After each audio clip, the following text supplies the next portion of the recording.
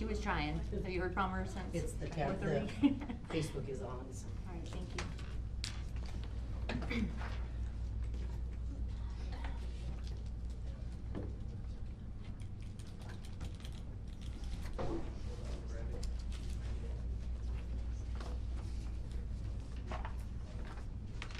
Take a seat, any seat.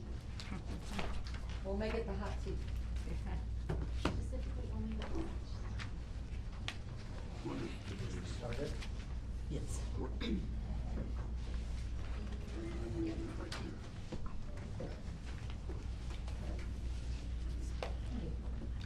that is right on the money, thanks. Good evening. We would like to welcome everybody and open the Holbrook City Council meeting for August 14th, 2024. Call to order at 6 p.m. Roll call, everybody is in attendance except for Vice Mayor Nelson, who is joining us via phone. We will go ahead and start with the Pledge of Allegiance led by Councilman Black and then have an invocation by Gloria Montoya. Please rise for the flag. Pledge allegiance to the flag of the United States of America and to the republic for which it stands, one nation, under God, indivisible, with liberty and justice for all.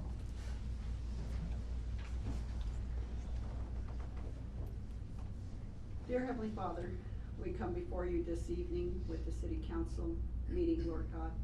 Father, we ask you to put your hands upon it and the agenda, Lord God, and that you be present in it, Lord God. Father, we pray for the council members, each and every one of them, and our mayor, Lord God, our city manager, Lord, we just put them all in your hands. Father, and their families, we pray for the law enforcement officers, the military personnel, Lord God, the EMTs, first responders, we lift them up to you, Lord. And our president, Lord God, we lift them up to you too, Lord Jesus. Guidance and direction from you, Lord God. Open up our eyes and ears to hear and see, Lord God. Father, we put everything in your hands, the agenda, everything that will be talked about, and Lord, that the right thing will be done for you. We give you all honor and glory and praises because you, my Lord, is worthy to be praised. In your precious holy name we pray, in Jesus' name, amen. Amen. Thank you, Gloria. You're welcome. All right, we've got a new agenda item. This was on request of the council ways back. We'll turn it just quickly over to our manager to introduce our new employees. So we have two administrative assistants here. We have Amanda and Misty. Misty with an I, so we have two Misties. But I'd like to welcome them. They've been doing a great job. You've been here, what, 3 weeks? 2 weeks. 4 weeks, 2 and 4 weeks, so they're doing a great job. And what's their roles? And what is their roles? Administrative assistants. All right. Both Thank of them. Both of them. Appreciate it.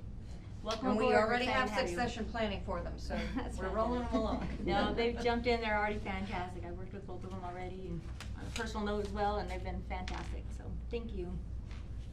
All right, moving on to item number 5, consent agenda. This will be for the July 24th, 2024 regular meeting minutes, and also the July 24th, 2024 work session minutes. Hopefully everybody's had a chance to take a look at them.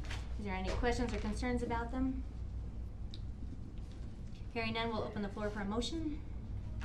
I move that we accept the agenda's July 24th regular meeting minutes and the work session minutes. Second. We have a motion and a second. Any discussion? Hearing none, all in favor say aye. Aye. Aye. Motion passes. Aye.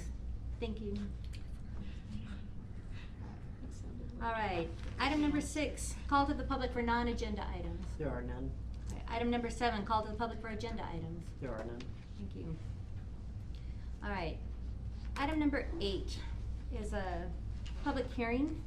So we're gonna open up the floor, or we're gonna open the public hearing at 6:04 p.m. on August 14th, 2024 in regards to the CDBG SSP project.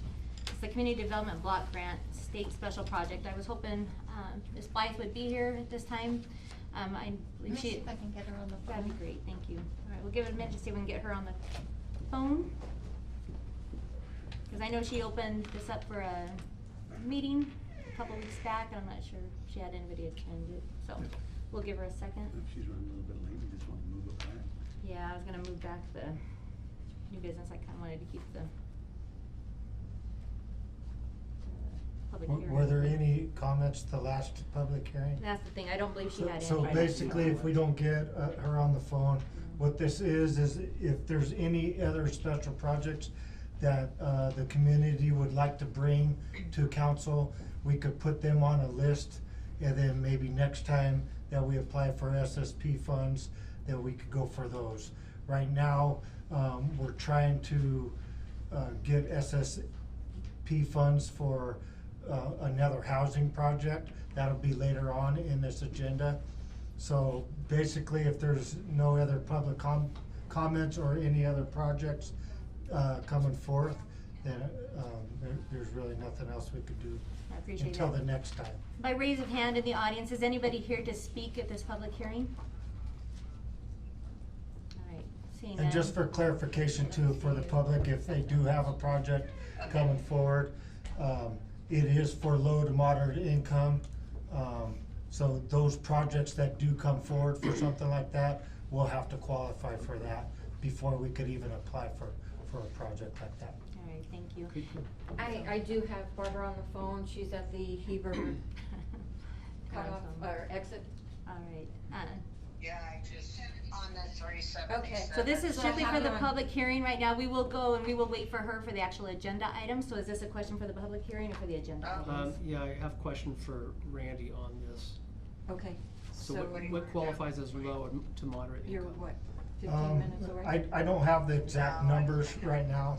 I don't know if Barbara has that, but This is Barbara's project. yeah, it's every Okay, year I'll just leave they you on speaker. come out with those standards. It's usually, and it depends on income plus number of family members, children and all that kind of stuff. So it moves up, it's a tiered structure depending on your income and number in the household. What was Thank the you. question? Alright, so at this time, we're gonna go ahead and close the public hearing since we have nobody from the audience to speak. We'll close it at 6:06 p.m. And then we'll move on to the next business item. And so Barbara, we will wait for you to get here, so we were gonna go ahead and, add item Okay, it should be A. a half hour. That's fine, we will be here unfortunately. Okay, So, I will be there. I mean fortunately, Okay. we'll still be here, so thank you, Barbara. Alright, moving on to new business, we will go ahead and skip down to B, ordinance 24-04, this is our second reading. I apologize, I should have had my reading glasses ready to go, I forget, I'm at that age. So, this is just a second reading, so I will just be reading it by heading. For those in the council, it's actually on tab 3. Let me make sure. Tab No, 5. tab Tab 5, sorry, 5. thank you. Tab 5, alright. Ordinance 24-04, this is an ordinance of the city of Holbrook, Arizona levying a primary property tax upon the assessed valuation of the property located with the city, subject to taxation for the fiscal year ending June 30th, 2025. So, I think Randy, you spoke on this a little bit at our last meeting. Is there anything you wanna add for clarification for this? No, this is basically setting the tax rate of 0.4686, which is actually lower than last year's, but it's because of the new construction value added. And then that will collect $115,018. Alright. Do we have any questions or discussions? Mayor, Yes, Councilman Dixon. Just to reiterate that the voters passed this some years ago, and this year's figures are actually a little bit lower than last year's. Is that correct, Randy? Yeah. Thank you. Thank you. Alright, any other questions or discussion? Hearing none, we'll open the floor for a motion. I motion that we pass ordinance 24-04. I'll second. So we have a motion and a second. Any further discussion? Alright, we will go to a roll call vote. Councilmember Black, Aye. Councilmember Dixon, Aye. Vice Mayor Nielsen, Aye. Councilmember Pacheco, Aye. Councilmember Pack, Aye. Councilmember Tafoya, Aye. Mayor Smith. Aye. Motion passes. Thank you, everyone. All right. Item C, the lease proposal for parcel 109-13-008A to Ruts MX. I'll go ahead and read the action request. It says Ruts MX is proposing to lease parcel 109-13008A from the city to develop a motocross track. This facility will offer riders a local venue for practice and competition, addressing the current lack of nearby tracks, Buckeye, Arizona being the closest option at 4 hours away. The parcel in question holds no current or foreseeable value to the city due to its remote location and challenging terrain, making it an ideal candidate for this project. The financial implications of leasing it would involve an initial annual base rent of $1,000 for the first 3 years. After this period, the base rent will increase to $3,500 per year for any subsequent third and fourth extensions. The approximately 100-acre parcel, which would otherwise remain unused, will generate steady revenue for the city. Additionally, the motocross track is expected to attract visitors who will spend on local services such as gas, food, and lodging, further contributing to the city's economy.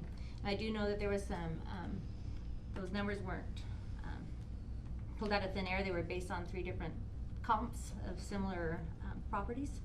So that's where those numbers came from. We do have representatives from Ruts MX in the audience with us, but do we have any questions amongst ourselves for now? We did do the zoning change about a month ago. I know there was a lot of enthusiasm for this project, so. All right, hearing none, we'll open the floor for a motion for the contract. I make a motion to approve the lease proposal for parcel 1009-130088. I'll second it. All right, we got a motion, I think Councilman Black came in second. Is that what you? Councilwoman Tafoya made a motion. And Robert, okay. And I think Robert beat you by a hair, is that right? So. All right, any further questions or discussion? Good luck, guys. All right, hearing none, all in favor say aye. Aye. Aye. Any opposed? Aye. Awesome. Thank you, Mike.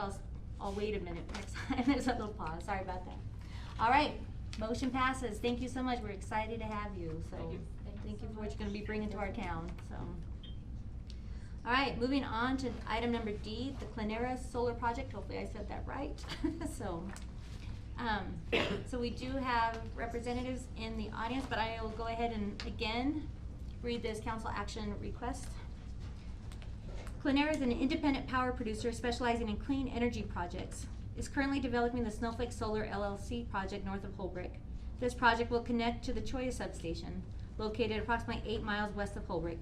Initially, a transmission and access easement agreement was signed with the city of Holbrook in October 2022, with an estimated construction start date of June 2024, and a commercial operation date of December 2025. However, due to development delays, the new estimated construction start date is February 2026, with an anticipated commercial operation date of December 2026. Clenera has revised the original transmission route, necessitating an amendment to the original agreement with the city of Holbrook. The new route now crosses the Holbrook property from east to west, north of Interstate 84, instead of following the LaRue Wash route past the golf course and across Interstate 84 as initially planned. And so we do have Mike Vieweg, sorry, with us. But before we get up, is there any questions amongst the council you have, or would you like to be addressed to them? Yeah, before we go further, I think we need to change Interstate 84 to Interstate 40 on the documents. I was wondering where Interstate 84 Yeah. I didn't know where 84 was either. That's kind of a lot. So this, if I may, originally a few years ago, and Mike was part of this, that they wanted an easement that went through LaRue Wash just to the east of the Petroglyph Park and the golf course. And these are, if you looked at the documents in your packet, these are very large 120-foot transmission lines that are going to be going through that area. So we approved that easement for the transmission lines to go from the solar panels up on Jeffrey's property up to Choya Power Plant.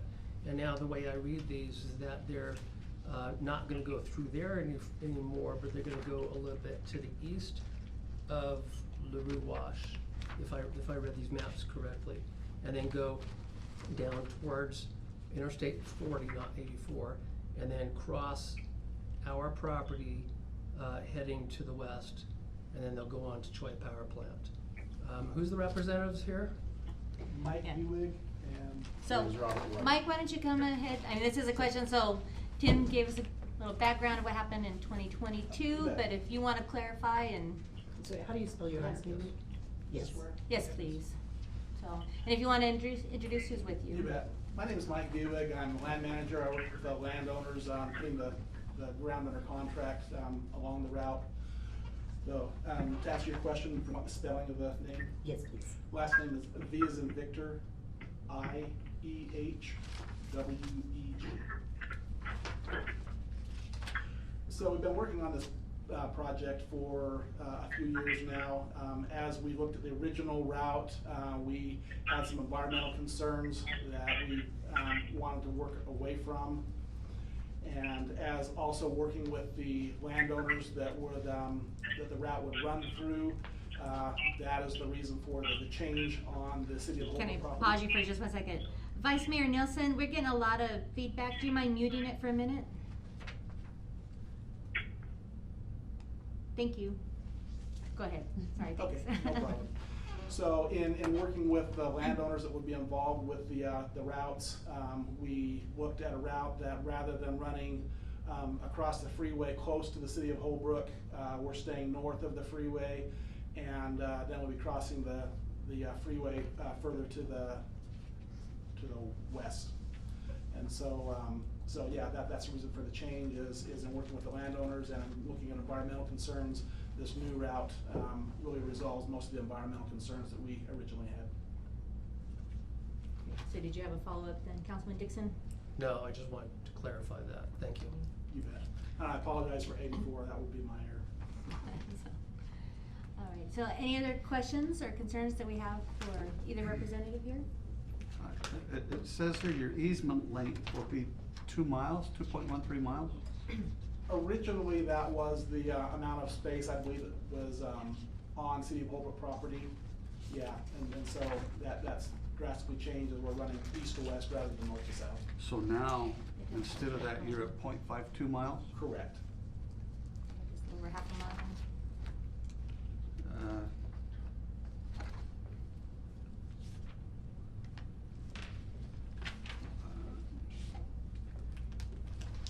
So I'm trying to place this in my own mind where you're actually gonna be running across. I don't I'm trying to read your map and I'm not really being able to understand exactly where you're talking about that this is gonna run across. Can you give? I have, technology-wise, I have my computer and I can sure bring up a map. I don't know what we have here that we could hook to, or I can just on the map, I can kind of, on the maps you have, I can probably walk you through it. Well, why don't you, Do you have a thumb drive? this is or gonna what do you- try. I just have my computer. Do you have, do Just you hook the have HDMI access to cord. Google Earth, or do you use Google Earth? You could probably just open up a tab, just like you were looking at earlier, put a tab and put Google Earth on there. Am I the only one that's wondering where this is? I mean. Well, can I help Yes, you to Councilman Dixon. visualize it? Yeah, so any help? So you know where the Petroglyph Park and the Yep, golf course yep. are, and LaRue Wash flows through that Yep. area. So originally, those lines were gonna come right along the LaRue Wash. Okay. But On which now- side? On the side of the petroglyph or on the side Yeah, of? more towards, on the west side of LaRue Wash. And they're coming from, they're crossing Jeffers Land right there, right? Yes, well, the panels are gonna go up on Jeffers Land. Right. So now, the power lines are gonna go more to the east, so closer to, what's that neighborhood up there, Greer and all that? Spurlock Hill? Yeah, Spurlock Hill, so they're gonna go further, yeah, there we go, further to the east. So if you drag LaRue Wash down, If you wanna, Can I take over her computer? Yeah, do you have a laser pointer or anything? If not, I can just use my. sorry, I wasn't prepared for this. You're doing great, thank you. May I approach? Yes, please. I do have an image pulled up that I can either text or email to somebody to display. Robert, can you see where LaRue Wash is to the upper left Laser pointer, Yeah. sorry. So now the lines are gonna come to the east or to the right of the Wash and go down towards the Okay. freeway You and can then email cut it to across me at to the west. hunt@holbrookaz.net. So going along I-40 towards Joya, Yes. they're not going over the, okay. Well, the only thing we're concerned about is L Hunt. the city property that is Yeah, at .52 holbrookaz.net. miles Is that wide. section of it, that's the only in thing we that have control area. of? So it's gonna go kind of along the frontage road there.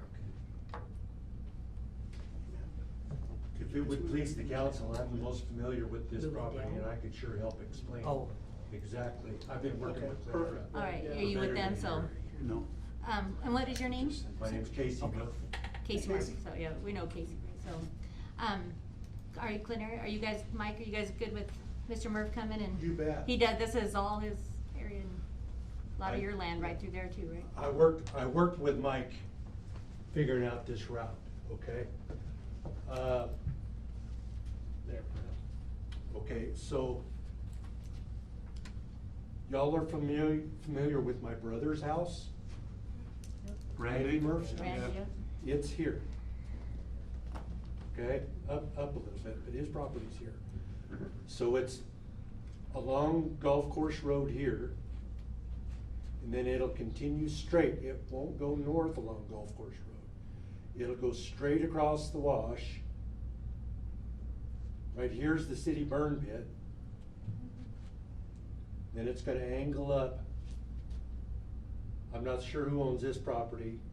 City owns some of this. Other people own some of this. My brother and I own this. Jeffers owns this. And so, you know, you can see the golf course is here. So it's only, it's not, I wouldn't say it's gonna come into any kind of conflict with your Petroglyph Park, which is here. Your farm is here. Your golf course here. Thank you, Casey. If that's helpful at all to the council. So looking Yes, at thank those you. maps, the original route that was approved before came across the top and then straight down, so it was much closer to everything that you had mentioned. Now we're moving all away from that and running kind of away from a lot of those concerns that were originally addressed. So we're staying further to the east, away from all those city concerns that were originally addressed, as well as staying out of the wash that we were running down, so. I do appreciate it having it farther away from those. Thank you for that clarification, that helps a lot. I You was bet. kinda confused. Thank you. Thank you, Mr. Murphy, as well. I have so much to. All right, 1 second, if you don't mind staying at the podium bet, for a you minute. bet. So just for council, if you can go to, that's almost to the last page of this, the poles that are gonna be erected. And are these the same poles that we're gonna be seeing over there, Yeah, 120 but feet tall? The poles that are listed are some examples of some other projects. Mhm. We're still in the designing phase with the engineering company on exactly what poles will be used. But, the poles shown there, the single poles, on some of our other projects will be similar to that. It's called a monopole, where it's, all the lines are on one pole. That's being considered, as well as the lattice structure. So those are all in consideration, in various areas of the project. So these along with the power lines themselves will be going across that. They'll be very visible from the golf course and Petroglyph Park. So it will forever change the view out there. It's not the 500 kV pole, is it? The 500 kV is what will be, this will all be a 500 kV line. Yeah, I believe in the picture it identifies that the 500 kV there in the picture are not Panera poles. I'm not sure what the purpose in that is, but yeah, a 500 kV line, as mentioned in all that, is exactly what will be running from the project to the substation. Have you already got permission from the other property owners on this plan? Yes, we have all the landowners that are now signed on the contract, or signed on the project. You just need our last little piece to connect? So yeah, it's just simply a matter of moving it, like I said, away from most of those structures that were originally in question and crossing just there to the south rather than running down the Holbrook property. Thank you. I have a question. Yes. So it states that your useful life is 35 years. can you explain what the useful life for 35-year? You bet. The solar project itself, we are working on a contract with APS for it'd be a 35 to 40 year contract. The life of the panels and the project itself will carry a 35 to 40 year life span. At the end of that 40 years, we then would have the opportunity to work with APS and the Jeffers or whoever the landowners that are involved. If at that time, 40 years down the road, it makes sense to extend the life of the project, then it can be extended. But a project as it sits, all the contracts we're working on are for that 35 to 40 year time span. So if it doesn't get renewed, or you don't continue past that 35 years, what happens to the equipment that was erected? Everything as far as the contracts put in place that we have, everything would have to be removed. So there's, Robert could probably talk more to that on what. I'm happy to provide you as detailed as I can. Come in on the podium. And very good question. And in processing our permitting, our special use permit through the county, a contingency of granting that permit is what's known as a decommissioning plan. Decommissioning essentially being taking it apart and getting rid of everything. So there are recycling centers both for the panels and also for most of the structure that we will be getting used, because it is most of it very reusable metal, steels and aluminums largely. So it will be removed if appropriate, or if appropriate and approved again by APS and the county and the state, will be either rebuilt or upgraded for a more modern project. Because in 40 years, obviously solar technology would have, as it is almost day to day at this point, grown by leaps and bounds. Thank you. Any other questions? Well, I mean, So are there gonna be panels, like, throughout where these towers are? no. No, where are the panels gonna be at? On Jeffers land. On Jeffers, okay, Yes, alright, ma'am. So this will be about 3.5 miles north of the airport. okay. They won't be visible. Councilman Black, did you have a question? I did, I'm trying to, you say there'll be 500 kV transmission lines, right? So that's the big, I mean, you're looking at like this, is that correct? So any of those poles are options for the 500 kilovolt line, yes, sir. And again, we have not, obviously there are preferences for certain kinds of terrain, but given the length of the Gen-Tie line, almost so many of those types of terrain are encountered. And our engineering is still in process of design here. And there's I know that's- no, I apologize. there's no option of going underground with this. No, sir. Why is that? The level of environmental impact is both federally and statewide very, very much larger than developing above ground power lines. What would be getting buried for a 500 kilovolt line is something on the order of the diameter of this times 2. It's a large oil drum sized tube that would be getting buried. So environmental impact, particularly in the region near that people's cactus, would be much more extensive than building individual lines that are oftentimes 1,000 to 1,500 feet apart. And these things will be how high off the ground? How high? I'm reading, I thought I said somewhere 200 feet, is that correct? No, sir, our max estimate is about 130 feet. 130 feet. So- And you guys are gonna have a meeting over across the street tomorrow with the public, am I correct? Yes, sir. Because there's been a lot of public input on this already, so I'm anxious for you guys to have that meeting tomorrow. Yes, sir. This meeting is pursuant to our state permitting for the Gen-Tie line itself. Councilwoman Pacheco, did you have a question? I was just stating that it's probably gonna be an unsightly view to see something twice the size of that podium, 130 feet in the air. Oh, no. No, He's the talking two about being. That was. Yeah, oh, the if we pipe buried- going down, Yes, not sir. all the way. So what I was trying to describe is the level of ground impact that would be continuous for the length of the I line see. across that drainage basin. And actually, this particular municipal property, because it's through an important drainage basin for the Little Colorado, the impact would be almost more pronounced than it would be on other portions of the Gen-Tie line, because it's an important drainage and because we would have to dig down likely even further than the rest of the road to make sure that it stays secure during wet seasons. Councilman Dixon. And I think I asked you a couple years ago why you, or whoever was the representative Likely Mike, at that but- time, Yes, sir. why you guys did not pursue property to the north of our properties and go across that way and down to Twea.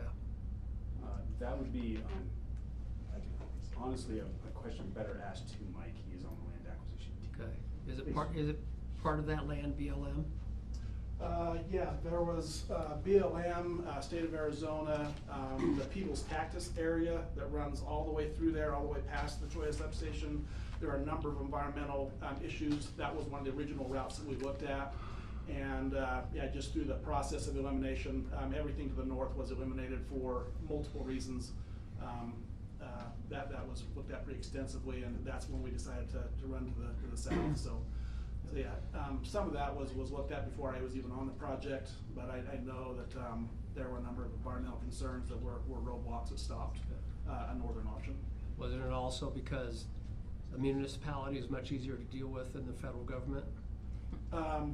You know, as far as anything with the federal government, I haven't worked on that, so I don't know, but I do know that working on BLM ground was, it was either BLM or State of Arizona ground. I know that there were some huge roadblocks that stopped it on that. Thank you. So the majority of these poles are actually gonna be on private property, Yes. privately owned property. Yes, the only part that would be publicly is the city of Holbrook. Got one little half-mile section. Yeah, cause it looks like you're pretty much surrounded by state and BLM, other than the Jeffers property until you get And- onto that LaRue lot, and Mr. Murph's property. You bet. All right, any other questions? All right, thank you, Mike, for being here tonight. So, all right, with that, we'll open the floor for a motion. Would we be able to table that and then listen to the public hearing, what the public has to say before moving forward on it? That's what I'd like to do also. Are you guys on a timeline? Soon as possible? Well, construction date's February Oh, yeah. 2026. Yeah, it got delayed, so. We are on a timeline, and I think what's more important is the council making what it considers to be an informed and appropriate decision. The public open house is exactly that tomorrow night. We would obviously prefer a decision now. However, if you believe that is appropriate, then it is so, correct? That being said, just to be clear, we are requesting reduction of the amount of impacted land owned by the municipality for what that is worth. I appreciate that, thank you. I would like to table it till we see what the impact, because there's been a lot of talk about this, so I would really like to table it until we Are we you find making a out. motion? I am. Okay, sorry, go ahead. I have one more question. If we do not approve this easement for you guys, what are your other options? We do have the easement as it exists now. And besides that, they are very limited in our attempts to minimize impact both to the municipality, which largely lies to the east of the line, and then federally listed endangered species, the habitat of which, along with the archaeological and historic sites and the golf course sites to the west of the line across the drainage. So there'd be no change, correct? When You you guys say would no still change. just, if we don't approve this change, then you guys would still come down the Wash, because that's already been approved, correct? Yes, sir, And and we have over- limited options concerning that in the attempt to avoid impact both directly to the municipality and, like I said, to the west, endangered species and public facilities. So this new proposal is a better environmentally impacted One more decision. Well, it Wait, just one second, moved it. Councilman Dixon had one more question, then we'll go to you. So tomorrow's meeting, you said that's something about permitting. What exactly is the meeting tomorrow, the public hearing? The public hearing tomorrow is an open house. We've contacted landowners, some near the site or interested parties, to respond to the proposed Gentile line. We have registered that with the state through the Arizona Corporation Commission. They have a line siting committee that will issue a permit. So it's permitting. Yes, sir. Okay, thank you. Councilman Black? I mean, I don't mean to hold you guys up or anything, I just think it's very important for us, to be responsible for our citizens too, and they're getting pretty involved in this. They don't like the way the skyline would look if all these poles are up there from what I'm hearing, but I would just like to see the meeting happen tomorrow. So I'd like to table this until we find out what's going on with our citizens, and then we can readdress it at a later date. So again, I'll open the floor for a motion. I have one Oh, more, go ahead. one more Yep, question. go ahead. So theoretically, if this doesn't pass tonight, or for say it doesn't pass at that, the city doesn't pass this, request to move these lines, it's already been passed for them to go through the golf course area, Closer to the golf course. closer to the golf course area. So regardless, they're gonna go up and the skyline's gonna be, it's gonna be obsolete at the point, so it's just trying to lessen the impact. Yes. Cause either way, it's already gonna be, it's already been Yes, passed. through continued efforts of our team under Yeah. Mike, we have secured access through land that is more efficient for us and less impactful for the city, and that informed this particular motion. Or the- But to answer your question, we do have all the ground under contract to take the south route. So that route is secured. If we have to go that route, that everything is already in place on that. But yeah, we're looking at what we feel is an improved pathway for everybody. So if I could just clarify just a little bit. So the route through LaRue Wash has already been approved. This will lessen the impact on city property, because they're not gonna go through LaRue Wash anymore, they're gonna go to the east of it. The only thing it's gonna impact is half a mile of city property along the golf course road, adjacent to the freeway. Does that make sense? So in other words, it's already passed, and there's really not much we can do, cause if we say no, they're gonna go through the other route, which is a lot more impact and a lot worse than what we're gonna look at now. So we're kinda damned if we do and damned if we don't. In another way of saying it. Okay. Any other questions? With that, I'll open the floor for a motion. I make a motion to approve and go forward to lessen the impact. Thank you. So we have a motion. Second. Yeah. We have a motion and a second. Any further question or discussion? Hearing none, all in favor say aye. Aye. Wait, Mike. Yeah. Any opposed? Alright. Mike, do you wanna put in your vote?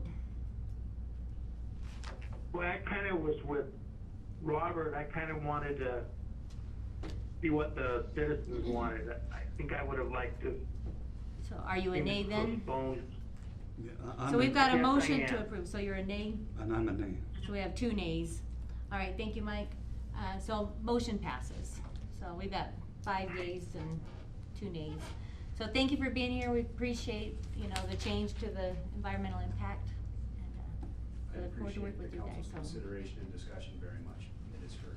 Thank you. alright, thank you very much. Alright, thank you. Alright, moving on to item number E. Request for purchase of pump in the RAS building. I'll go ahead and just read the action report.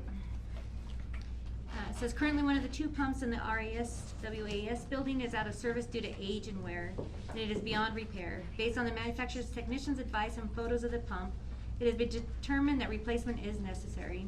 A quote for the replacement, including different options, has been received from our area representative for this equipment. Both pumps in the WAS building are 23 years old.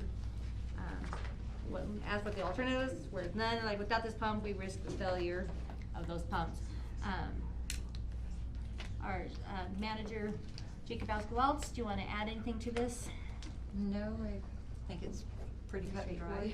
So, Is this not something that we have to go out to bids for, to get like different quotes It's- from different companies or not? I checked because normally I like to present 3 options, bids to you, but this is a proprietary pump, so we have no other options. Single source. I'm sorry? It's a This is single single source. source. Yeah. Any other questions? I make a motion, we approve the purchase of this pump for the amount of $24,144. I'll second it. We have a motion and a second. Any further questions? Discussion? All in favor say aye. Aye. Any opposed? Aye. Sorry, Mike, I forgot to wait. Thank you. All right, motion passes. All right, item number F, approval of sale of parcels 109-19-074 and 109-19076 to Northland Pioneer College. I'll read that by the action item as well. It says Northland Pioneer College is interested in purchasing the parcels from the city of Holbrook. The NPC construction program plans to build a site-built house on each parcel with the program students. The financial implications for the city of Holbrook and selling the prices are as follows. We have the two different prices that were proposed. It says additionally, the development of these parcels into site-built houses by NPC students could potentially increase property values and future tax revenues, contributing positively to the city's financial health. And so, we'll turn just a moment over to manager for a moment, and then we do have George, if I say your name wrong, Meza, with us in the audience as well for any further questions, but we'll turn the time over first to our manager. So I just want to give some additional information. I received an email from Yvonne Larson, a real estate agent with SEI, and the two documents that were in your packet are the assessors. In her email, she says that for the value on those, we actually have on 074 would be 4,200, and I'm sorry, 74 is 4,900, 76 is 4,200.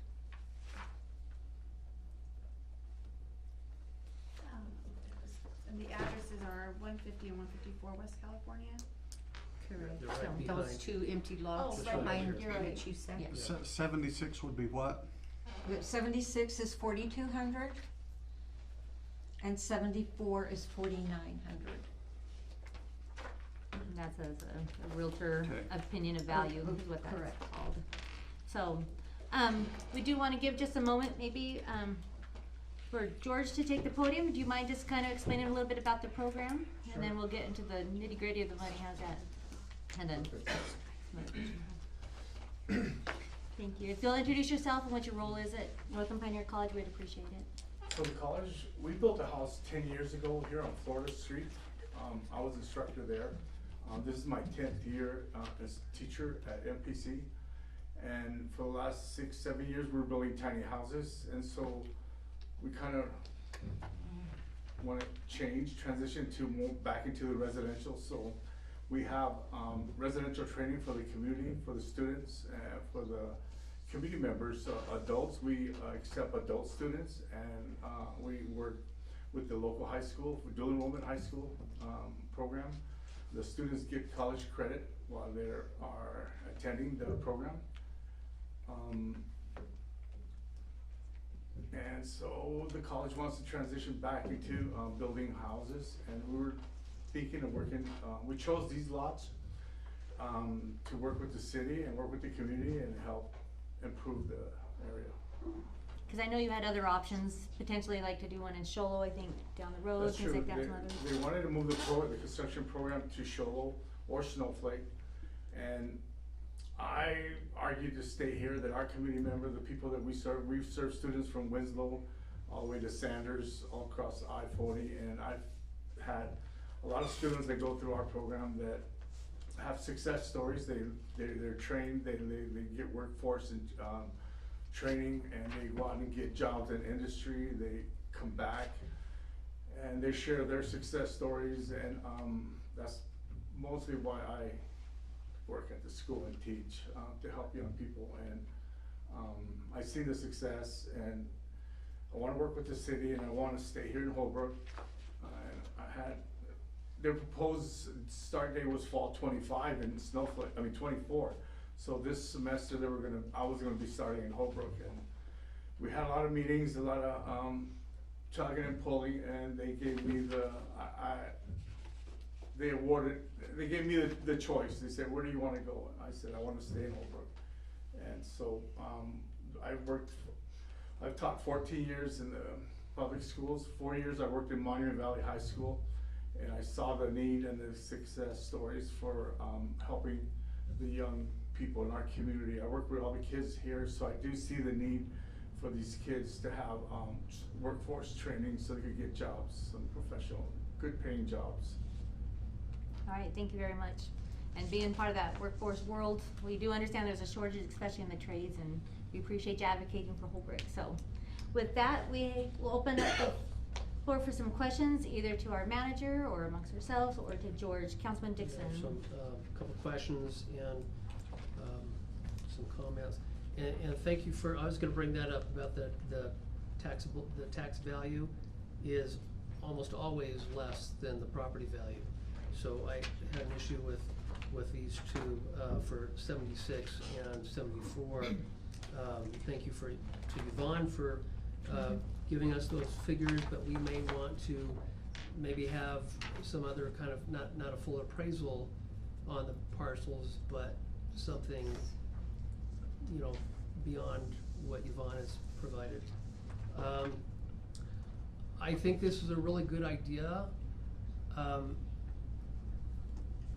However, having said that, we've almost given MPC land before. We sold them a parcel over on 7th Street some years ago, I think 17 or 18, for $1. I know we're not doing that with this. And they wanted to build a house on that to do exactly what you're talking about. Do you know if that was ever built?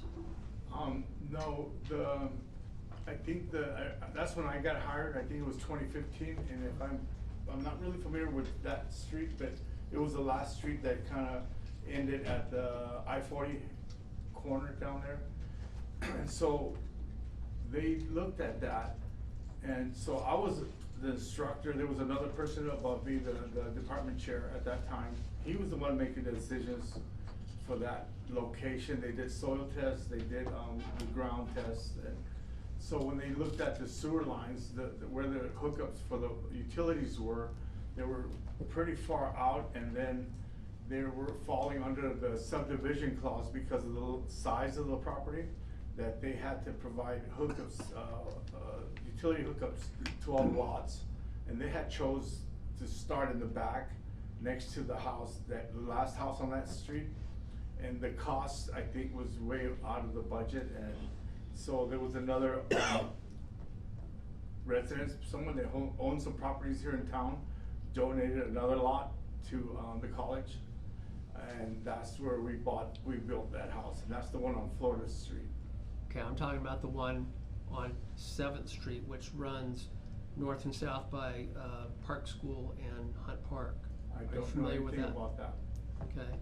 Plan. It never got built. I don't know about that. So plan. I would like to have some kind of guarantee that you guys will use Bill? this and not either, well, I got a I can't guarantee tell you what now. to do with property that you buy, but we'd like to see some construction on that Right. shortly thereafter. Yeah, I don't, on this one, the plan's already, the program's already in place, and our start date is fall 25. I got them to postpone it for a year. They were gonna start fall 24, which is now, in Snowflake or Sholo. And I argued to stay in Holbrook, so they extended the start, the program, the move date for me. I've been here at Holbrook PDC Skill Center for 10 years, almost 9 years. And they were gonna move me to those towns. And so in the planning and the argument, you know, my argument was to stay in Holbrook. They did the pros and the cons. Why should we go to Holbrook? Why should we stay in Holbrook, or why should we move? And so I went to the board members and the committee at the school, but it's already on the agenda, on the plan. The move is already happening. They're moving me from that skill center to another building right here by the First Street. And so the courses are on the books for registration, and we have a budget to start now. If we don't go with the city, I'm gonna be forced to buy a lot somewhere around the corner, because they already gave me the okay to build here. All right, 1 second, we'll go to our manager and then to Councilwoman Pax. To your concern, we might be able to mitigate that in a contract, saying that if, something wasn't built on the properties within X number of time frame, then it gets purchased back Yeah, to us. that's what I like to see. I don't In want my to see. budget, I already bought materials and supplies for a house. I bought all the shingles for a house, I bought all the siding for a house. And so I'm already purchasing with my budget that ended in June 30th, and a new one to start in July. And so I have the money in my budget to buy the property and start moving forward with the I plans. understand that. Awesome. I- All right, I Council, just- 1 second. Go ahead. Councilwoman Pat. Yeah, I just had a quick question. Once you, build the house, then what The happens? college is gonna sell it. Okay. And we're not looking for a lot of profit. We wanna continue the program and, build a sustainable budget that we could, buy the purchase of materials for the next house. And I was talking to other people in my, that work with us, and they were proposing to buy all 4 properties from you guys. There were 4, but right now, we're gonna start with 2. And, we're planning for the next 5 years to build homes here in Holbrook, and if we make it sustainable. All I need from the community is, enrollment. We need numbers for the school. I share, our enrollment comes from the Holbrook High School. The students get, college credits towards their associates. There's a lot of programs and benefits for that. The students, will build a house. I kinda lost track with but we're serious about building it. And so if I don't get the property from the city, because of the budget and the planning, I'm gonna have to buy a lot, anyone around the corner. And there's a few out there that. Okay. Councilman Black has a question? So you say you were building tiny houses on Yes. different properties right now. If you purchase this property from us, how many square feet are you planning on building these We're new gonna houses? kind of not overbuild. We got a budget, and I'm gonna probably 1,200 feet, 1,300 feet, 3 bedroom, 2 bath, something similar to what's here. That's not a tiny house, is it? They're not doing tiny No, the houses. tiny houses were for another program they were doing So they're no longer- for the college. We built 9 of them. So they have in Snowflake, they have the Northern Arizona Training Center facility. And so all law enforcement do their recertifications there. And we're providing tiny houses. For the students, we're getting the hands-on training. It was a small scale house with air conditioning, plumbing, flooring, completely interior, livable space, and they're moving them to that location. And the college was buying the materials, and they provide housing for the law enforcement, from all law enforcement, Game and Fish, all of them.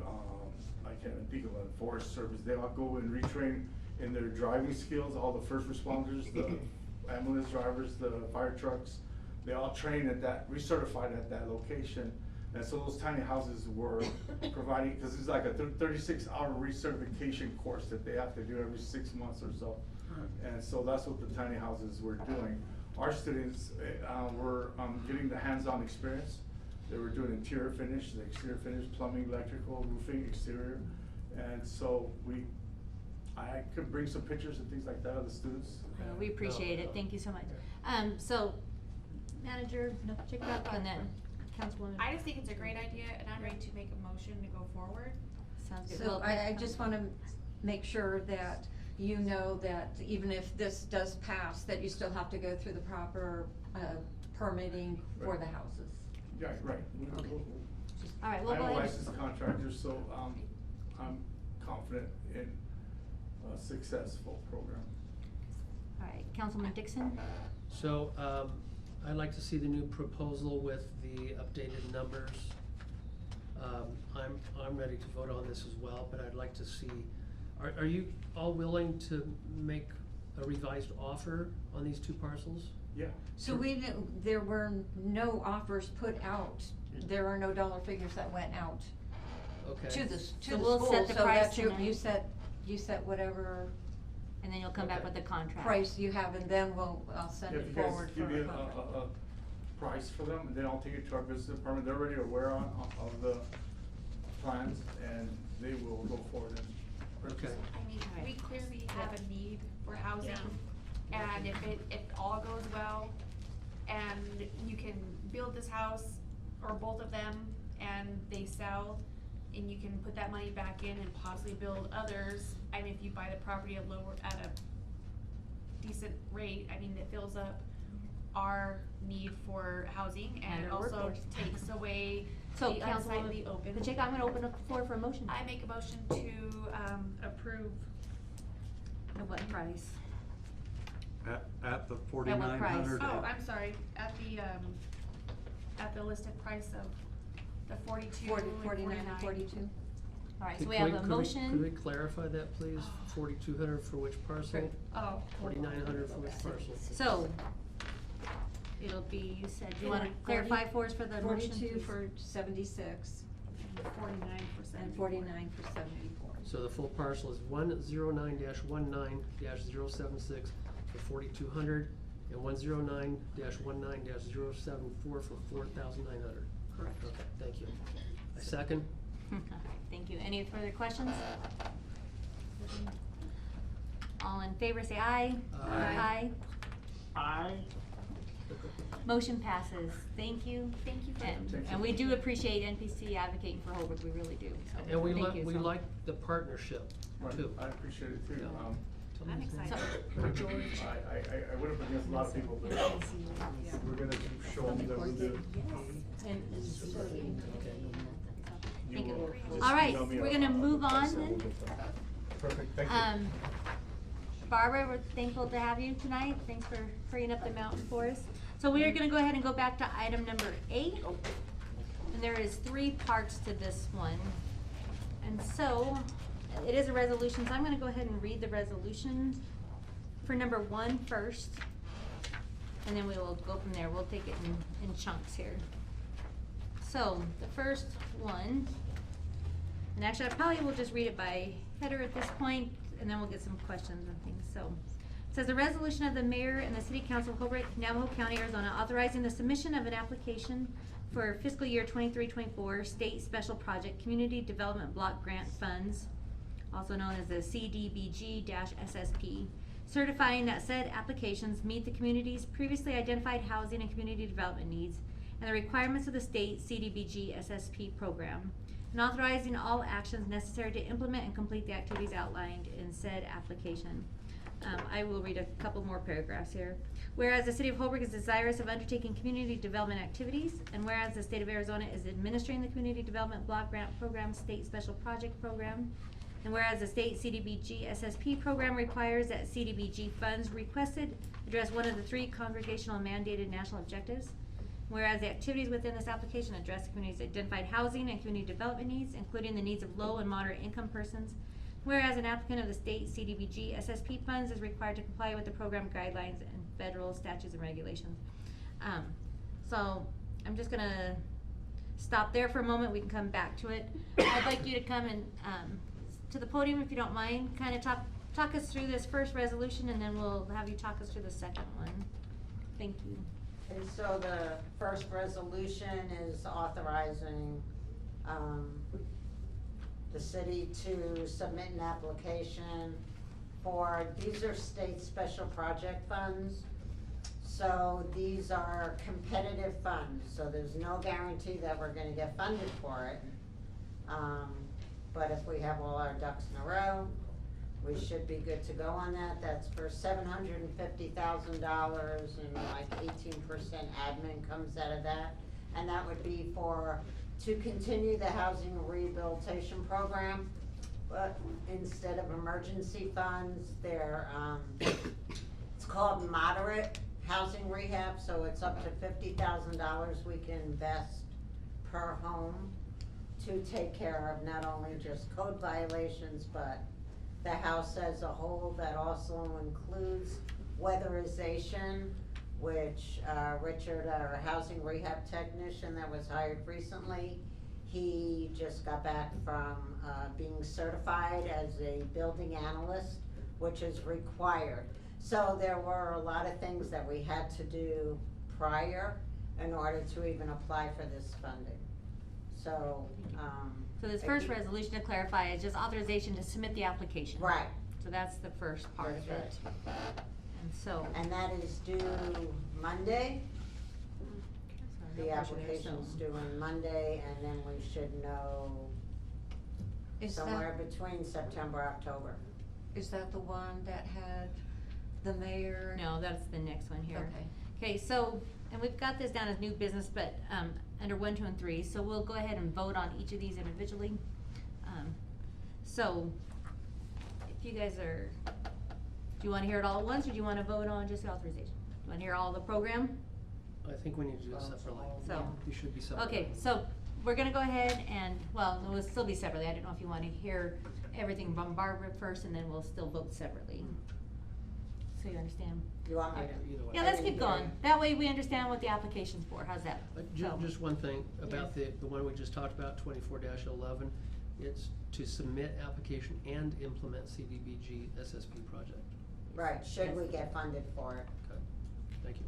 Alright, thank you for So, the clarification. so basically, it's authorizing you to allow us to submit the application, and you want me to talk about the relocation Yeah, so, assistance plan? so this is what it would be applying for, correct? Right, So, this is what we're that's why applying we'll for. kinda let her explain everything, and then we'll go back, so you know what we're applying for.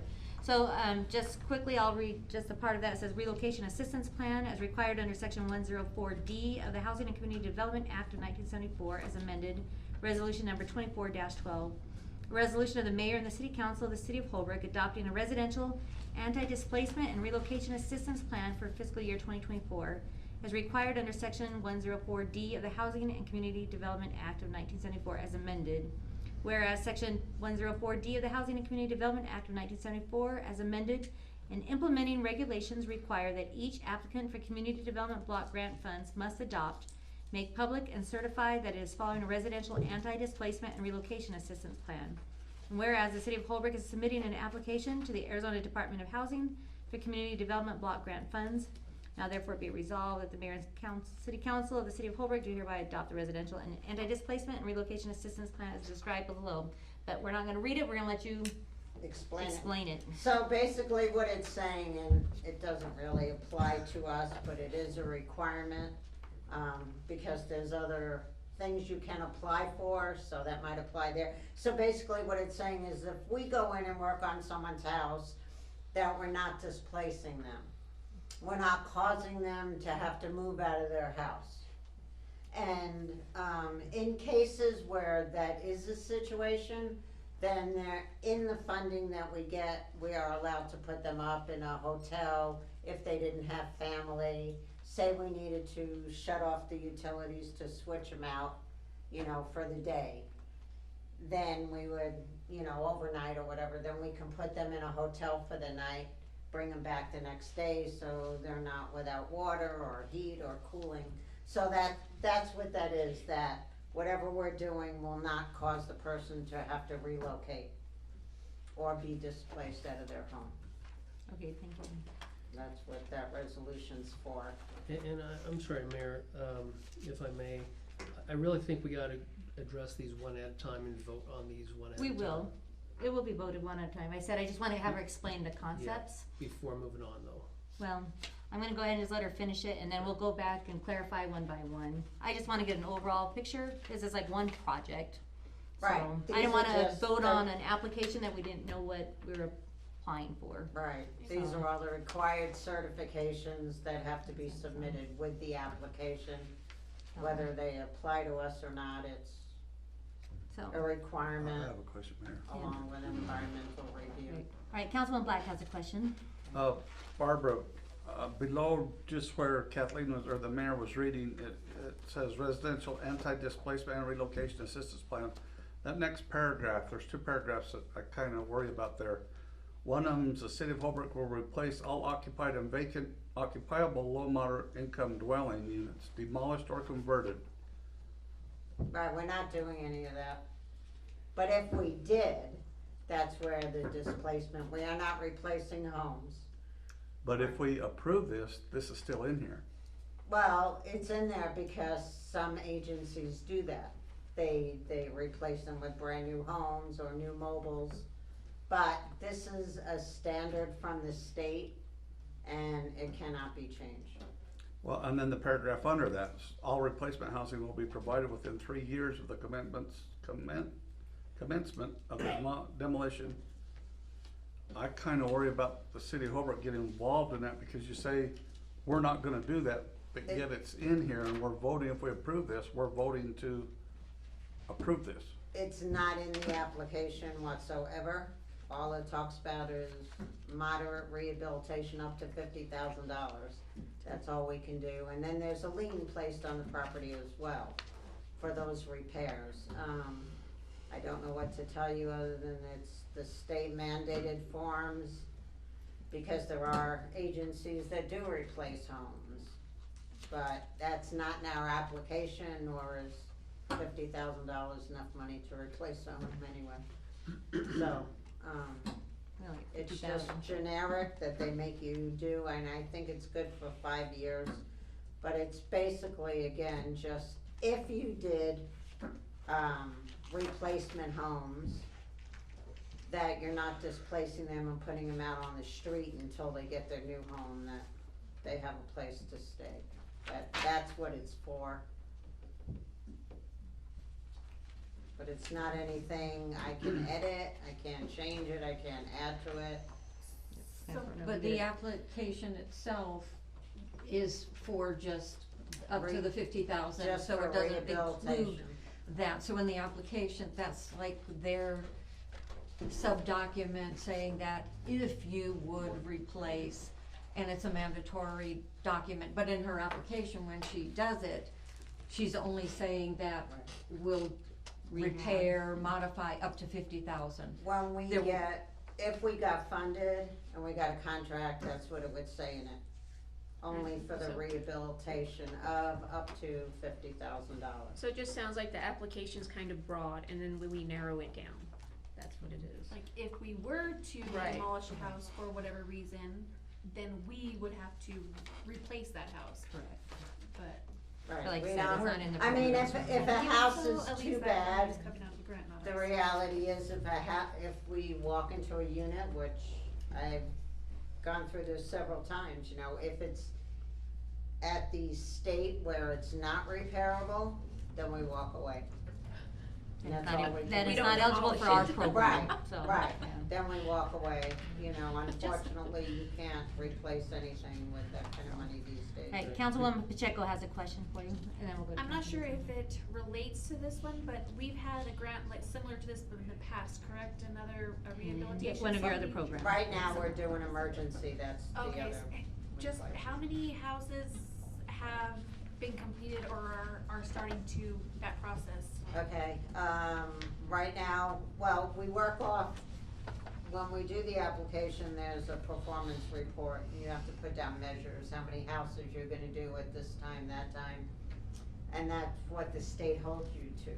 So right now, I've done 11 interviews, 7 of those qualify, 2 houses have had initial inspections, they've had contractor walkthroughs, and they are out to bid, which is due tomorrow. So by tomorrow, hopefully, we'll have 2 awards that we can do, and then they'll start working on those houses and be done with them by September 30th. And that'll go with the And then we'll 7? go to the next group. You know, you can only do so many at a time, you have so many contractors, you can't, you know. So out of the 11, 7 were.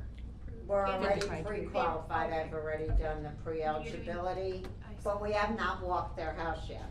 We've just Okay, done the the first- initial, I mean, there's several phases that they have to pass the eligibility. So what this will do, this $750,000 less administration, will allow us to do, I think, 17 homes. But again, every house comes in at a different amount, you know, some are gonna have more, some are gonna have less. So it could be up to 20 homes that we would do.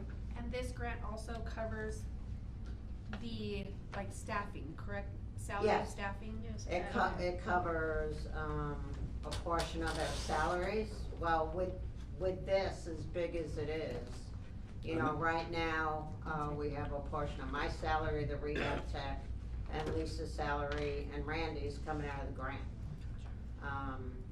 the rehab technician gets paid strictly out of the program funds, and we get paid out of administration.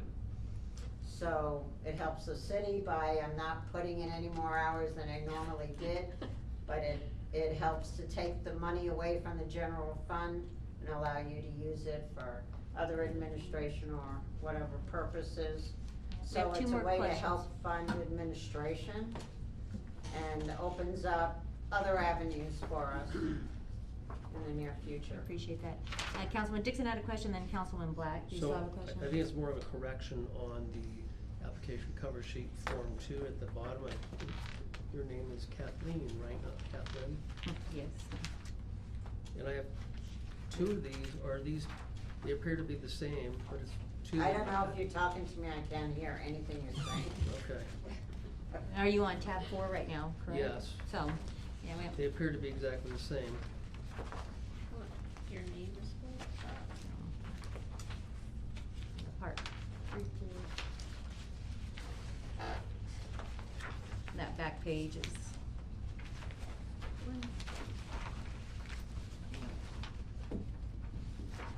Do you want to clarify that a little bit louder, please, Councilman Dixon? So, and maybe this is more for city manager, I'm not sure, but the forms, Barb, can you hear me?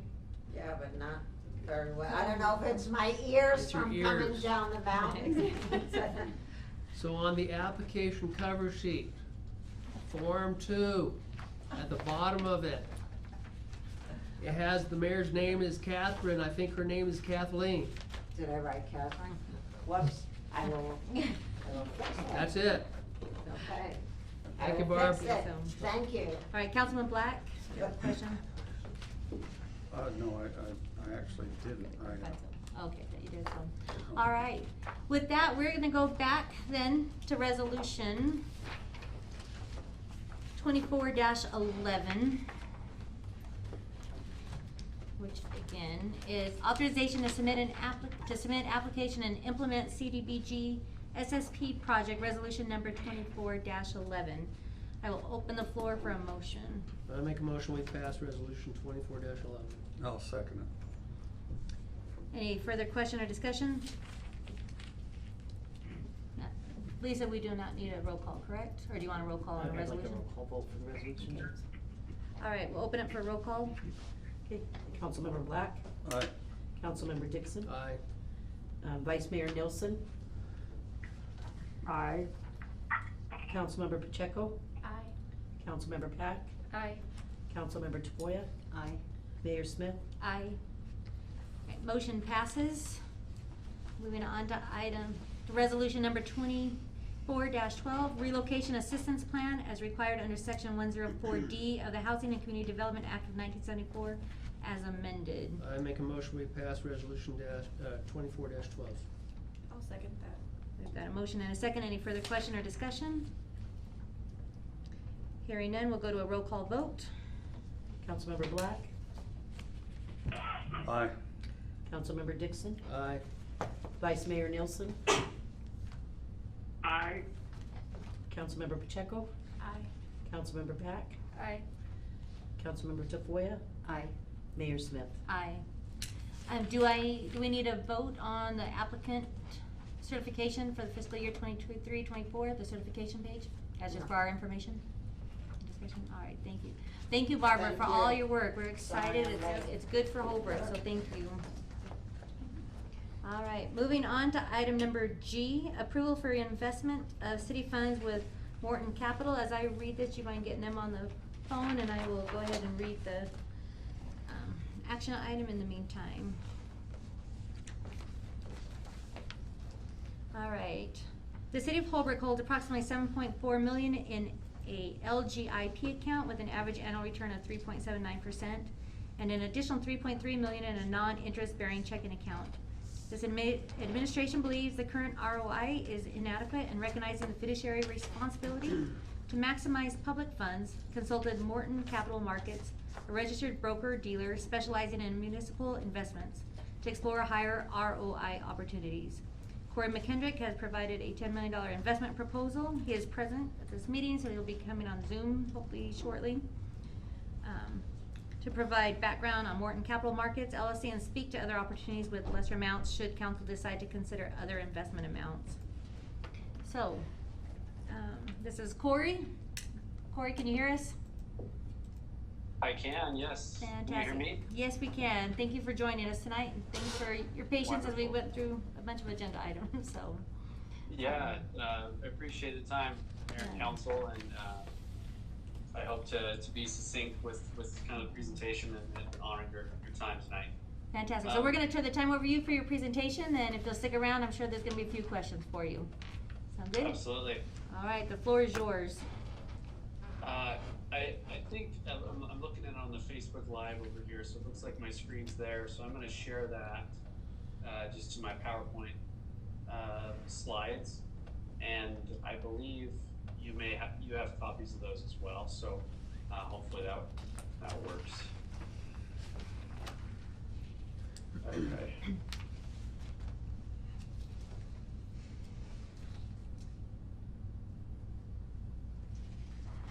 You able to see that all right? Yes, thank you.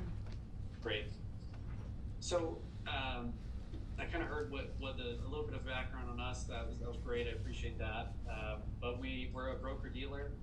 That we're headquartered in Salt Lake City, but we work with public entities throughout the nation.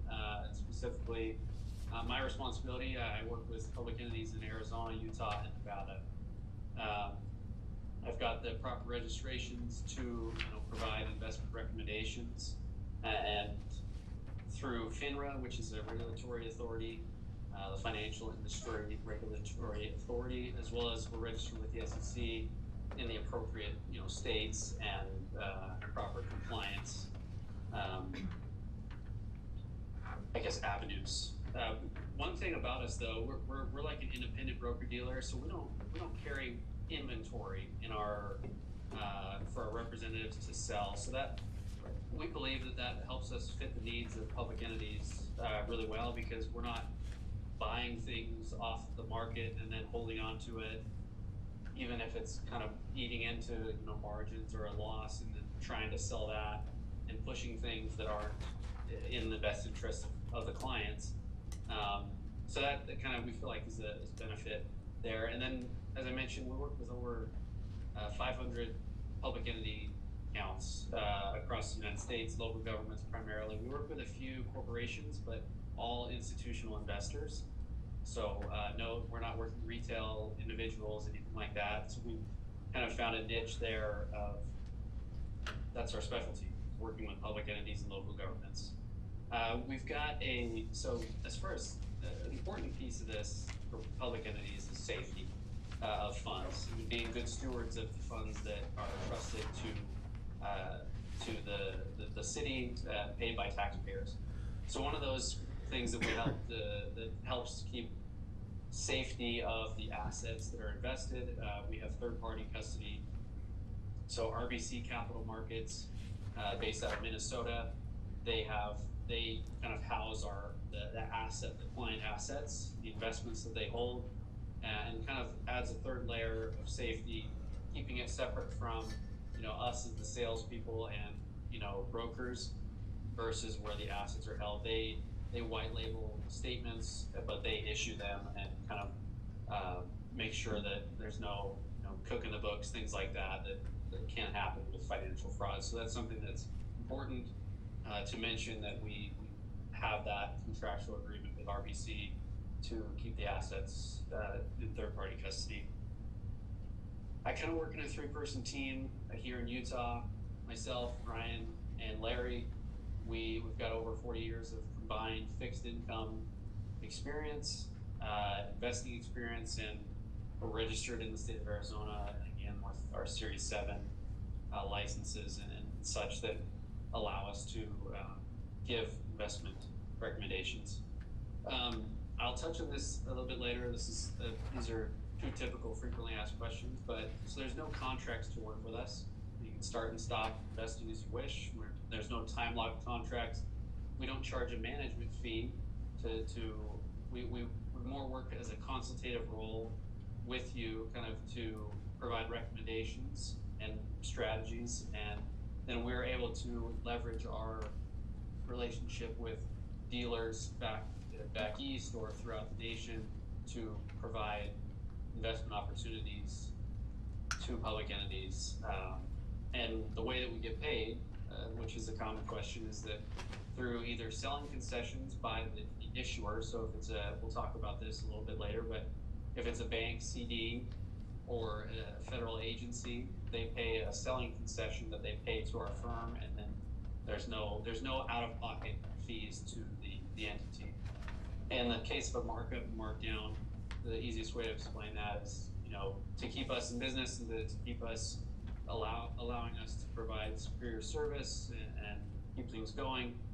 If we can buy something at a certain level on the yield side and then sell it to our clients at a different level, we earn the spread, and we're pretty heavily regulated on what we can earn there. And it's not egregious in trying to again, be mindful of our clients, because we want our clients to be happy with the yield that they're getting, but obviously also compensate our efforts in scouring the markets to find the best investment opportunities for them. This picture of our faces, a little bit of background there. But I think, as was mentioned, as of June 30th, I have some statements that when I met with Randy and Sharon, and I've worked with Sharon in the past, the city's got about $3.2 million in the bank checking account. That doesn't earn anything, but that's kind of for operating, is what I understand, and then about $7.5 million in the Arizona local government investment pool, which was a good decision to get something invested.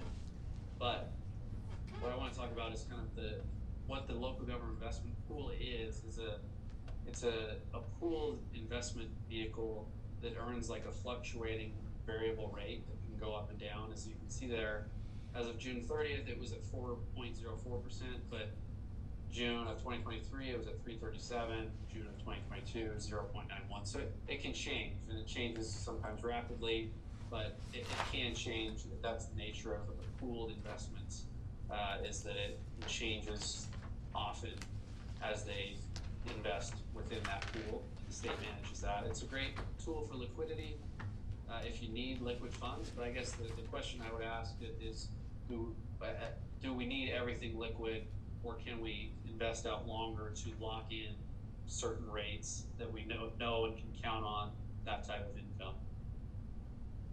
One thing that's really important too, again, safety is the utmost priority. This is from Arizona Statute 35-323. It lists what is allowable for public entities to invest in. And so we've studied these, and it's kind of our Bible, I guess you could say, to make sure that we're recommending securities or investments that are allowable per Arizona statutes, or if you have an investment policy, some do, some just follow the Arizona statutes. But we want to make sure that you can sleep well at night knowing that taxpayer dollars are invested in investments that are safe as deemed by Arizona statutes. And that helps us sleep well at night too. Just kind of a bit of the current investment outlook. This is a chart of the historical Fed funds rate, which is set by the Federal Reserve, and that's in effort to kind of help control inflation within the economy and not let things get out of control. But this is a 25-year chart.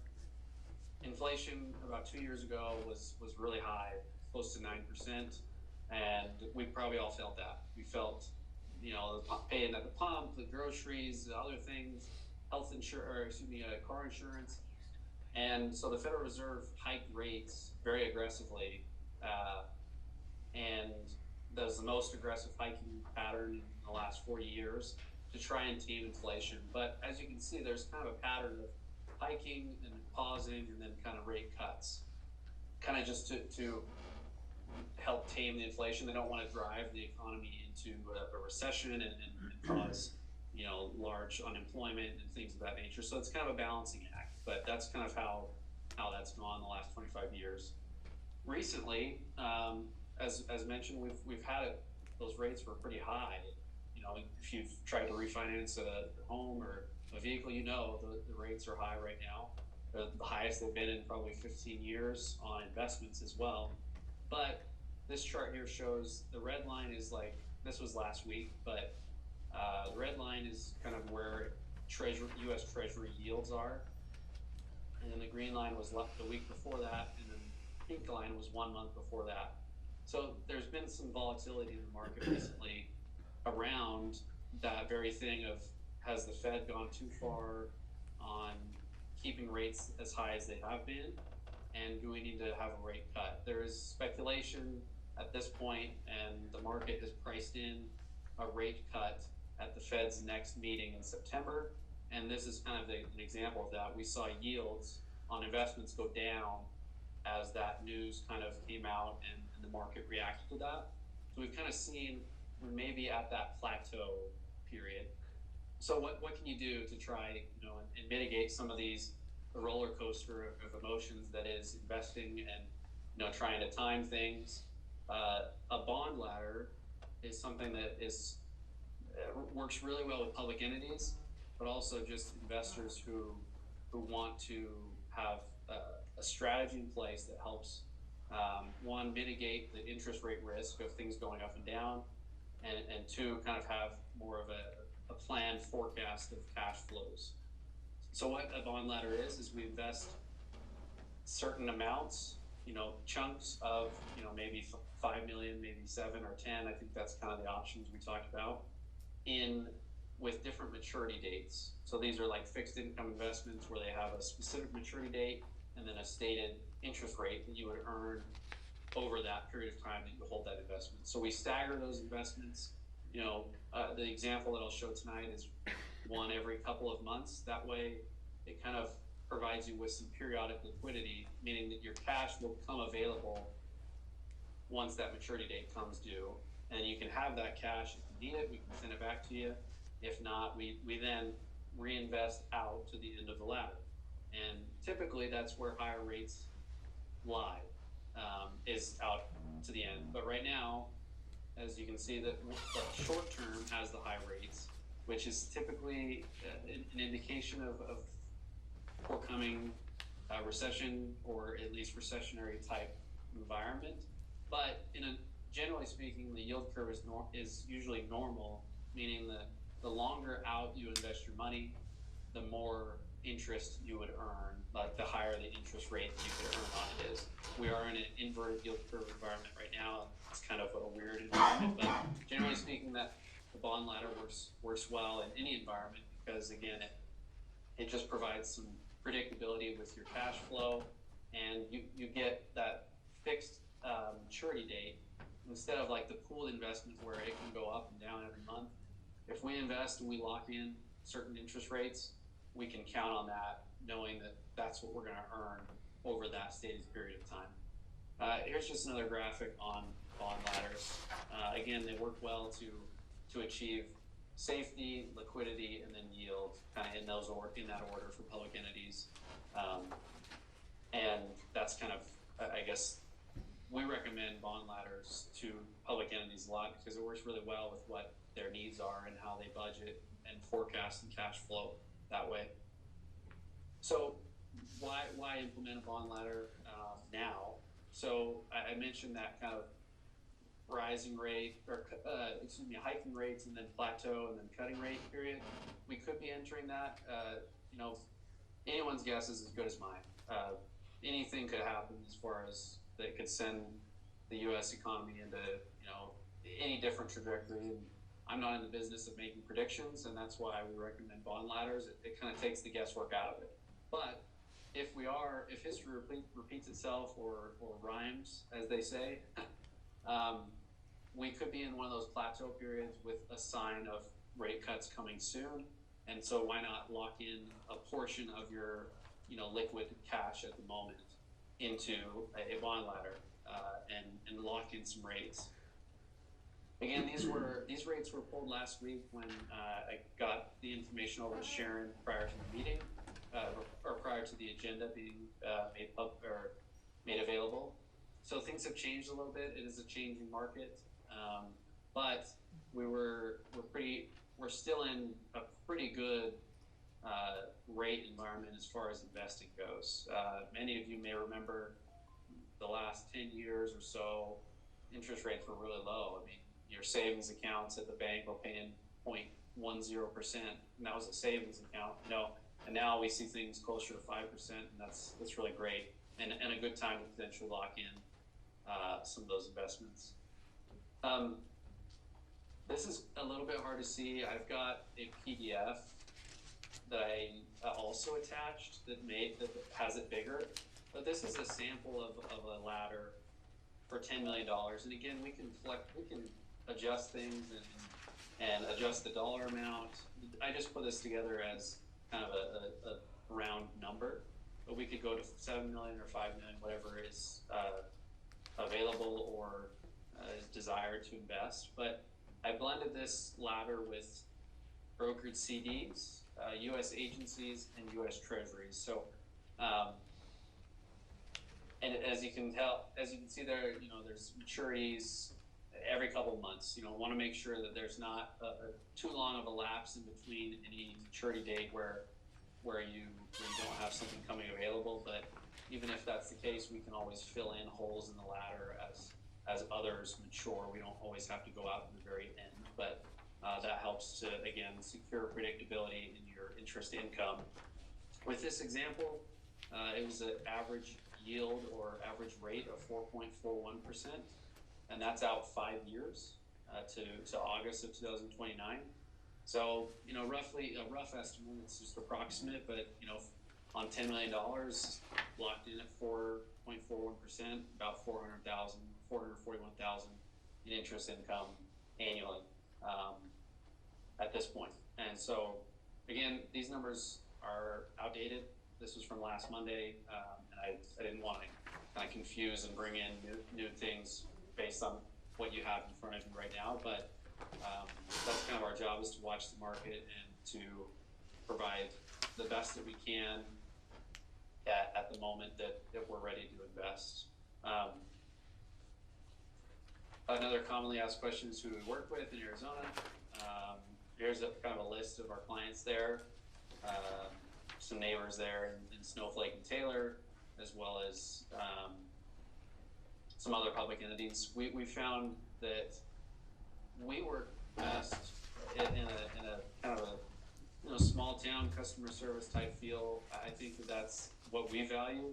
We're a smaller firm, but we also value the face-to-face, getting out there. I've been to Holbrook several times now in person, and it's a great place. And clients that are in the area, so I will be frequenting that area, you know, at least once a quarter, I would say. But Zoom calls, being in person, phone calls, you know, our clients have my cell phone number. It's not calling a toll-free number and things like that. That's something that we feel is an advantage, that we can provide kind of that type of customer service and work in kind of a consultative, proactive approach rather than just sitting back and waiting for, you know, you to give us orders. We want to provide ideas and bounce ideas off you, kind of work for you.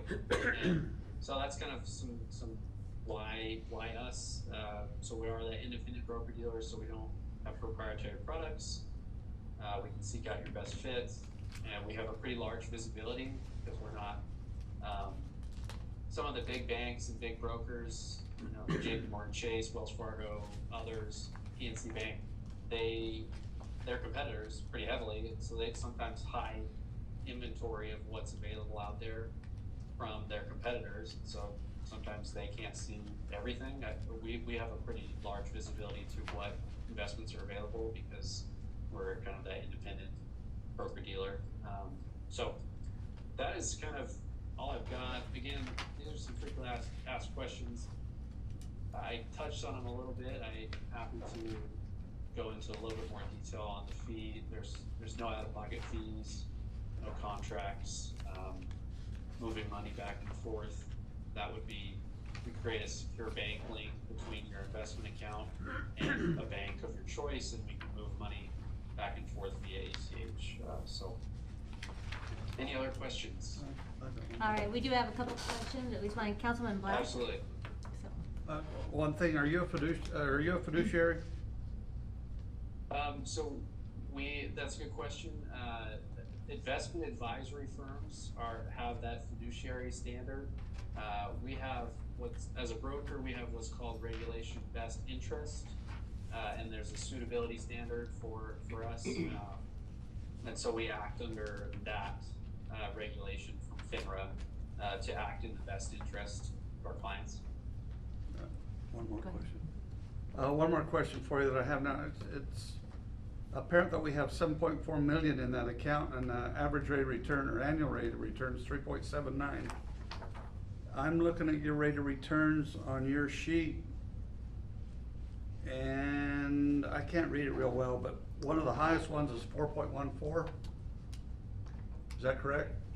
Can you pull up the PDF, If Corey? you go over a couple more pages, you'll see it. in Yeah, bigger let me form. share that one. Go 2 or 3 more. Let me share that So one you instead. have the PDF, a couple pages past. It's bigger. How about, Oh. how about that? Can you see that? Yeah, and we're showing them where it's in their binders too, so. Too far. Oh, great, yeah. I'm sorry, that was so small. So these are all, that 4.41 is the average, these are all the individual Individual, yeah. terms. So that's why I'm asking. They're all ranging from 4 to 5, 4.12. But the one we're invested in right now, sounds like a fluctuating rate. No, that's locked in, isn't it? What's that? The one we have now. No, that's LGIP fluctuates, Okay. it's, cause that's the pool. So, we don't have control over, what the pool invests in, and they just go with really stocks. This is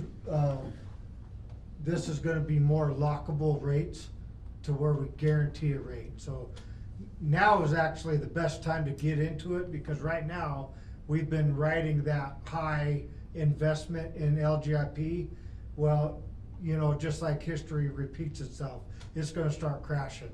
So if we lock into some of these rates now, while we're on that high swing, then we're not gonna have those big dips in that LGIP fund. Corey, can you cover the money market account and how the funds would be for rollover and reinvestment? Yeah, yep, so, attached to any investment account that we have, the interest that's earned, it sometimes is paid out monthly, sometimes it's, semi-annually, sometimes it's quarterly. But anytime an interest payment comes into your account, we can have that swept into a money market fund that, earns similar to an LGIP. It's kind of a pooled type fund. But that one is earning, I think right now it's like, when I checked, it was like just under 5, like 4.94%. That will probably change as the Fed makes moves. That it's strongly tied with short-term rates. But so any of your interest will go into a money market, swept into the money market fund and earn interest until you need it, or we can send it back at any time to you. At once it builds up, a certain amount. If you want to build up to 100,000, you can send it back, or whatever you'd like. And right now, that rate, that basic money market rate's even better than what LGIP is right now. So if you lock in, when they say lock in, are you locked it for a certain amount of time, like 5 years, 3 years? Well, that's what you would build your ladder. So you would buy each one of those $250, and then say we bought one. Say you bought these now. This one you would get your $250 back in September. This one you'd get your $250 back September 13th, and then you would just keep on rotating these. So every month you'll get something back with that investment, and then at that point you could decide to reinvest in the CD, or hey, no, we have a big purchase like a fire truck coming, I need that money in the bank.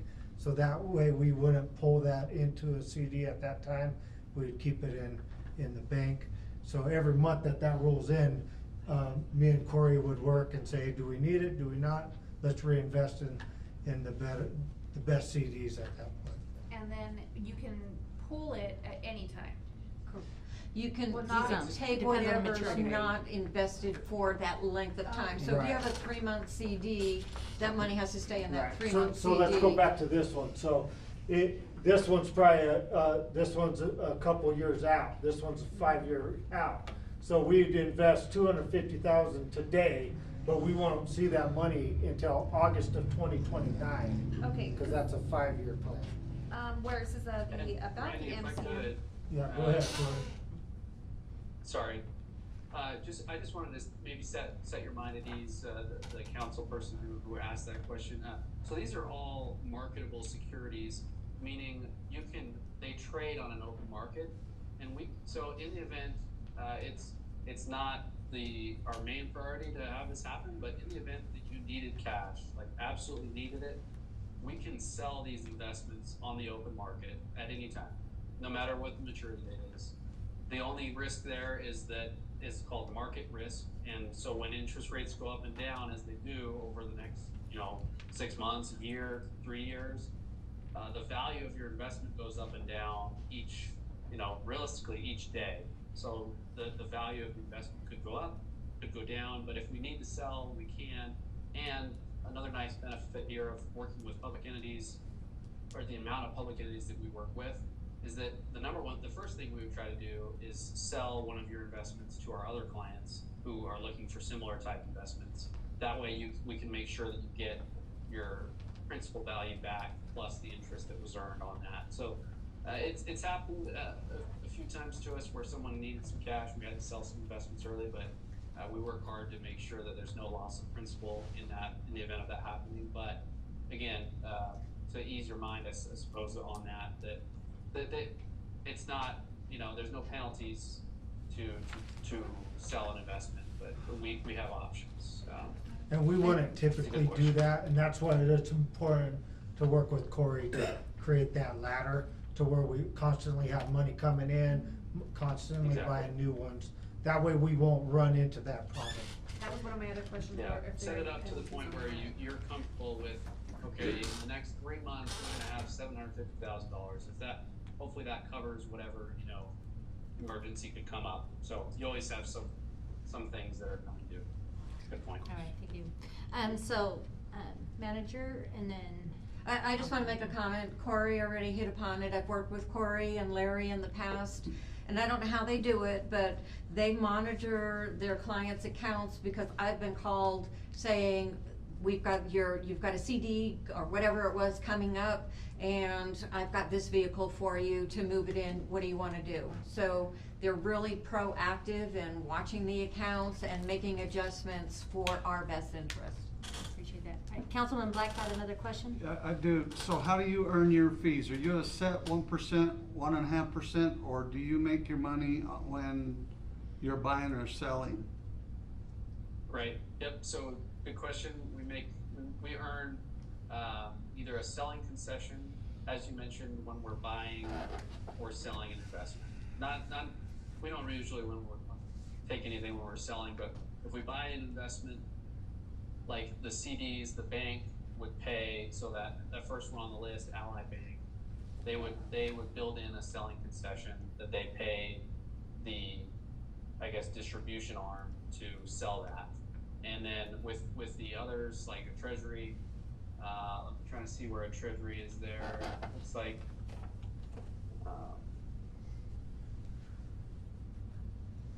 I can see one on there.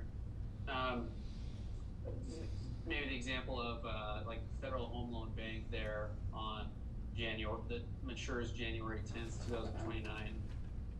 Perhaps we could buy that investment yielding a 4.85, and then we show our customers at 4.75, and we earn the 0.10, and that's a one-time, commission that we would earn, or spread, but the customer would still earn the 4.75. Nothing. We don't charge a management fee. You'll never receive a bill from Morgan Capital Markets that says, "Hey, you owe us this for management fees." So, what you see on the yield is what you'll earn, and there's nothing that comes out of pocket from the city. Good question. All right, thank you, Corey. We appreciate all of that. So tonight, what is on the agenda would be to see, let me just read it because it's said better. So basically, it's recommended by administration to approve, request council's approval to reallocate funds in investment opportunities identified by Morton Capital Markets. So with that, we'll open the floor for a motion. I move that we approve for reinvestment of city funds with Morton Capital. I'll second that. We have a motion and a second. Do we have any further questions or discussion? I have a question, since we have, what, 10 million? How much do you want to invest? I personally wouldn't put all of it, because you still wanna have some of those reserves, but what dollar figures are you looking at? I would like to see staff come back to council with a proposal instead of us kind of trying to hammer that out as Okay. individuals up here. And Do you then, have a ballpark figure of what? Well, in addition to the 10 million, you have another 3.3. No, that's your that's working that's capital, combined. right? We've got 7 and 3, so Yeah. it's about 10 to get all together. So right But now we'll we- have to have some in our regular account to Right, continue working to pay capital, the right? bills. Yeah. I would like a recommendation. You know what funds are coming up and some of, some of the issues that may come about and what we can afford to do. Councilwoman Pacheco? Right now, we're showing that we have 7.5 in an investment pool, which fluctuates. And we have that 3.2 in a checking account, which isn't earning anything.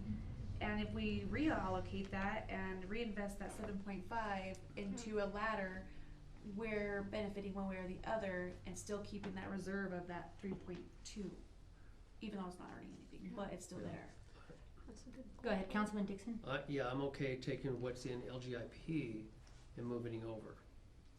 And then leaving the remaining 3.3 in the general fund. I would look at, I don't know what, since Randy's been doing the finances, I don't know if we have a money market account that we can move from the BMO or switch over to put the funds that's not making any money at BMO into a money market account with Morton Capital. Something that's still earning interest but sitting there for us, because why are you just gonna have funds sitting in an account not earning anything? Sure, well, you need to have access to it though. Yes, Not and general. that you can in a money market. Money market is just a basic checking account with Right. interest Right. earning. So maybe coming back with an update Okay. at the next council meeting, which way you're going, and then if we see concerns as a council. So we can look at your updated numbers, Corey, the three of us, Randy, you and I will sit down and come up with a plan for the next council meeting to present actual figures. If you're good with that. By the Would next it be- meeting, it's gonna change again. But yeah, do we need to make a decision soon if we think in September things gonna do? Do we need to make that approval now, say we trust administration to work with Morton to make those decisions in this first month? Cause like you said, if feds come change things up in September, we don't wanna lose out on anything. Well, So I'd like to go ahead and say, give permission, give council or administration the authority to make whatever recommendations you have based on, our circumstances, based on Morton's recommendations. Move forward. If we don't like it in September, we can make modifications at that point. Councilman Black, do you have a Well, I comment? mean, I agree with Tim. If we have that 7.4 million sitting in that account, I want you to look at it and make sure we would be safe and that you don't need that money before you move it. But why not then move that? Well, and it's been sitting there how long, Randy? What's that? How long has that been sitting in LGIP? You've had it for years and they're not. I just barely put that in this last couple of years, or this last year, cause we weren't really investing in LGIP either. But it was sitting someplace else. It We was didn't happen to have $7 Yeah, million. it was sitting in So it was there. still sitting somewhere, not doing anything for us. And Well, why don't we look at that, and if that's the case, why can't we move that amount over there with them? And that's what she's asking for. So Councilwoman Pacheco, did you have a comment? There's no penalties if we were, as you mentioned, money market and making sure that we can transfer from the money market to whichever. Is there gonna be a penalty, or could there be a penalty that we would be? I'll let Corey answer that, but no, if we put the money in the money market account, let's just say we do the BMO funds, the 3 million, and put it into a money market with you, we can withdraw that at any time. Correct. Yep, No. and it'd be But- next day. It's a 7.5. But, so the 7.5, if we invest, so in the Because it's past. already invested somewhere right now. Yeah. Can we This pull is that? what I'd like to do. We usually have, I need about $1 million a month to stay in the bank. So we could always put the 7.4, build the ladder. That million we could keep in BMO, the other 2, we could put it in that money market to where we could still earn the interest in the money market, but if we ever need to pull it out fast, we could do it. So But is there's, there- so is there that gonna way be- we're looking at, 7.3 plus 2 in the money market, and then we keep the $1 million in cash. That would be my suggestion. So Councilman Black and then Councilman Is there a Dixon. my question is, I don't know what kind of account you have with LGIP, but can you pull that 7.4 now without a penalty? Correct, yeah, that's what that's why it's in LGIP, they don't, assess you penalties or anything like that. That's why it's a lot more liquid and we don't earn as high as rates as we can because of that. Okay, so Councilman Dixon? Yeah, no, I wanna go with what Randy just recommended. I agree. I agree. So, Councilwoman Pack, do you wanna amend your motion to include what Randy said, if you're comfortable with that, no pressure? So, I move that we approve to reinvest the city funds with Morton Capital, the 7.5, 4. 7.4, And 2 more. And 2 million into the. and 2 million into the money market, Alright, so we have a And motion, 1 million remaining. and Yeah. 1 million remaining. And so do you still wanna second it? Who I'll had the second that, yeah. You had the Yeah. second originally, right? Yes. And she'll still second it? What? So, Well, I Alright, have so- a question in your motion, so you're saying that you wanna move the funds, are you authorizing Randy and I to make a decision with Corey on how to do that, or do you want that information re-presented to you We're at a authorizing. later date? Correct? Is that, your I- motion is to authorize? I was authorized. Yeah. Yes, it is to authorize. I mean, you have to. Thank you for the confidence. Your best I interest. just wanna make sure good that. clarif- Nope, great question. So to clarify so your motion is continue to amend it to authorize, Yes. make those changes immediately, or, You want me to say the whole thing over again? I think so. Can you? Lisa, did you want her to say the whole thing again? I have, motion to authorize to reinvest city funds with, Morton Son, 7.4 million, and then the 2 million in a money market, and 1 million in the bank. With Morton. And I think it's Morton. I didn't Yep. write it fully out, You're sorry. good, so. Morton. Alright, and so you still second? Yes. Alright, any further question or discussion? All in favor say aye. Aye. Aye. Aye. Alright, motion passes. Thank you, Corey, we look forward to working with you. Yes, we do. Okay, so Randy and I will be in Appreciate your touch. time. Yep, so our manager you. and Randy will be in touch with you, so thank you. Alright, moving on. Thank you for, again, Randy said, the confidence in. Yes, Oh, thank you guys for your we'll work, watch so. you closely. Absolutely, I want you to. That's what we're here for, so. Alright, moving on, we got a long night here. here. Alright, item number H, proposal for mileage reimbursement for city business use. This is for tab 11. So, this is from manager Jacobowski Waltz, saying my contract specifies that a suitable vehicle owned by the city shall be provided to me for all city business purposes. However, as there is currently no suitable vehicle available within the city fleet, I'd like to propose an alternative solution. I propose that the city reimburse for mileage incurred while using a personal vehicle for city business purposes. This arrangement would ensure that I can effectively carry out her duties without interruption while awaiting the availability of a suitable city-owned vehicle. And so, hopefully you had a chance to read through the financial implications.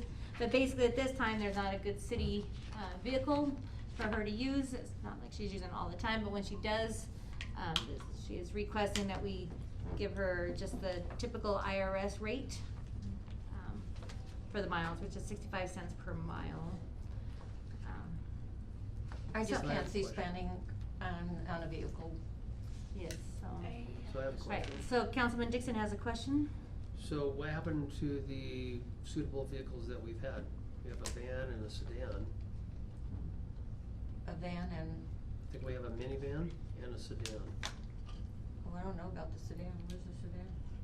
And the minivan is used, I know Randy goes out and uses it, everybody kinda uses it, so there's not a what Designated. if, Designated. you know, we've, You don't wanna four drive of a us wanna dog pound use it, truck? you know?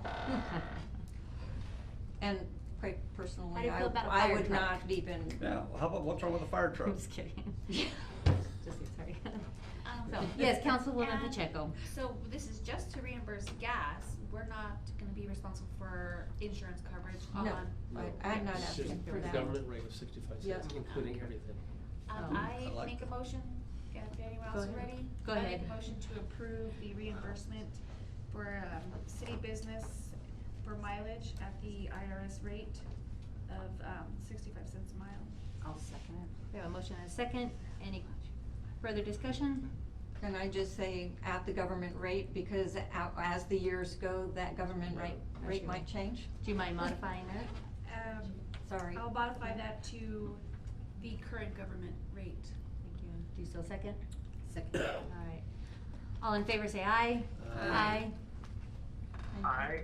Thank you for. All right, motion for passes, sticking thank you. with the city. Thank you. And eventually we may be able to get you a vehicle, but in the meantime, thank you. All right, item number I, canvass the primary election held on July 30th, 2024. We'll turn the time over to City Clerk Lisa Hunt. Okay, I have the complete official results of the primary election for the city of Holbrook that was held on July the 30th, 2024. I received those from the Navajo County Election Service Department on August 5th of this year. With the following results, there are 2,270 registered voters, and there were 660 ballots cast. Not very good. For the mayor election, for Tim Dixon, there was 174 votes cast. For Kathleen Smith, there was 451 votes cast. There were 7 write-ins for a total of 632 votes cast. There were 28 undervotes, that's somebody left it blank, so. For, council members, Mike Nielsen received 438 votes. Tamara Church received 309. Terry Tafoya received 479, and there were 23 write-ins, with a total number of votes cast of 1,249, 731 undervotes. And then for the Proposition 433, which was alternative expenditure limitation, there were 375 yes votes, 177 no votes, for a total of 552 votes cast. And there was 108 undervotes for that one. For Proposition 434, the electric franchise, there were 426 votes for the franchise and 87 votes against the franchise, for a total number of 513 votes cast, and there were 147 undervotes. All right, thank you. So basically it's just a declaration, so there's no motion or on it. Thank you. I do have a question for Yes. Lisa. Do you know how many of those were mail-in, how many were early ballots, and how many were election day? No, they did not share that with me. Okay, thank you. They do have it on the Secretary of State side, I believe, though, so if you want that information. Although they did have it incorrect for a while on the APS franchise, I saw that they had to correct that, so. All right, item number J, is possible cancellation of the Holbrook City Council meeting on August 28, 24. The majority of the council will be unavailable that day for a conference down in Phoenix for the Arizona League of City and Towns. And so we will go ahead and cancel that unless there's any protest, then we're doing it down in Phoenix, so. And then also a possible change of the meeting from September 11th, which is our Wednesday, to September 10th, 2024, and the reason for that is September 11th is the opening night of the Navajo County Fair. And it's always a time that they've asked the city of Holbrook to come and welcome everybody to the grand openings of the fair, so it's important that we represent when we have everybody in town. So thus the change for September 11th. Is there any concerns about these changes? No. So Tuesday, September 10th. Correct. Yep, so it'll be same time, 6 p.m. on September 10th. And then it'll just be a cancellation of the August 28th. All right, it does not need a vote. All right, and the last item under new business is the lease proposal for parcel 109-37-006 of the Navajo County Hash-Knife Sheriff Posse Search and Rescue.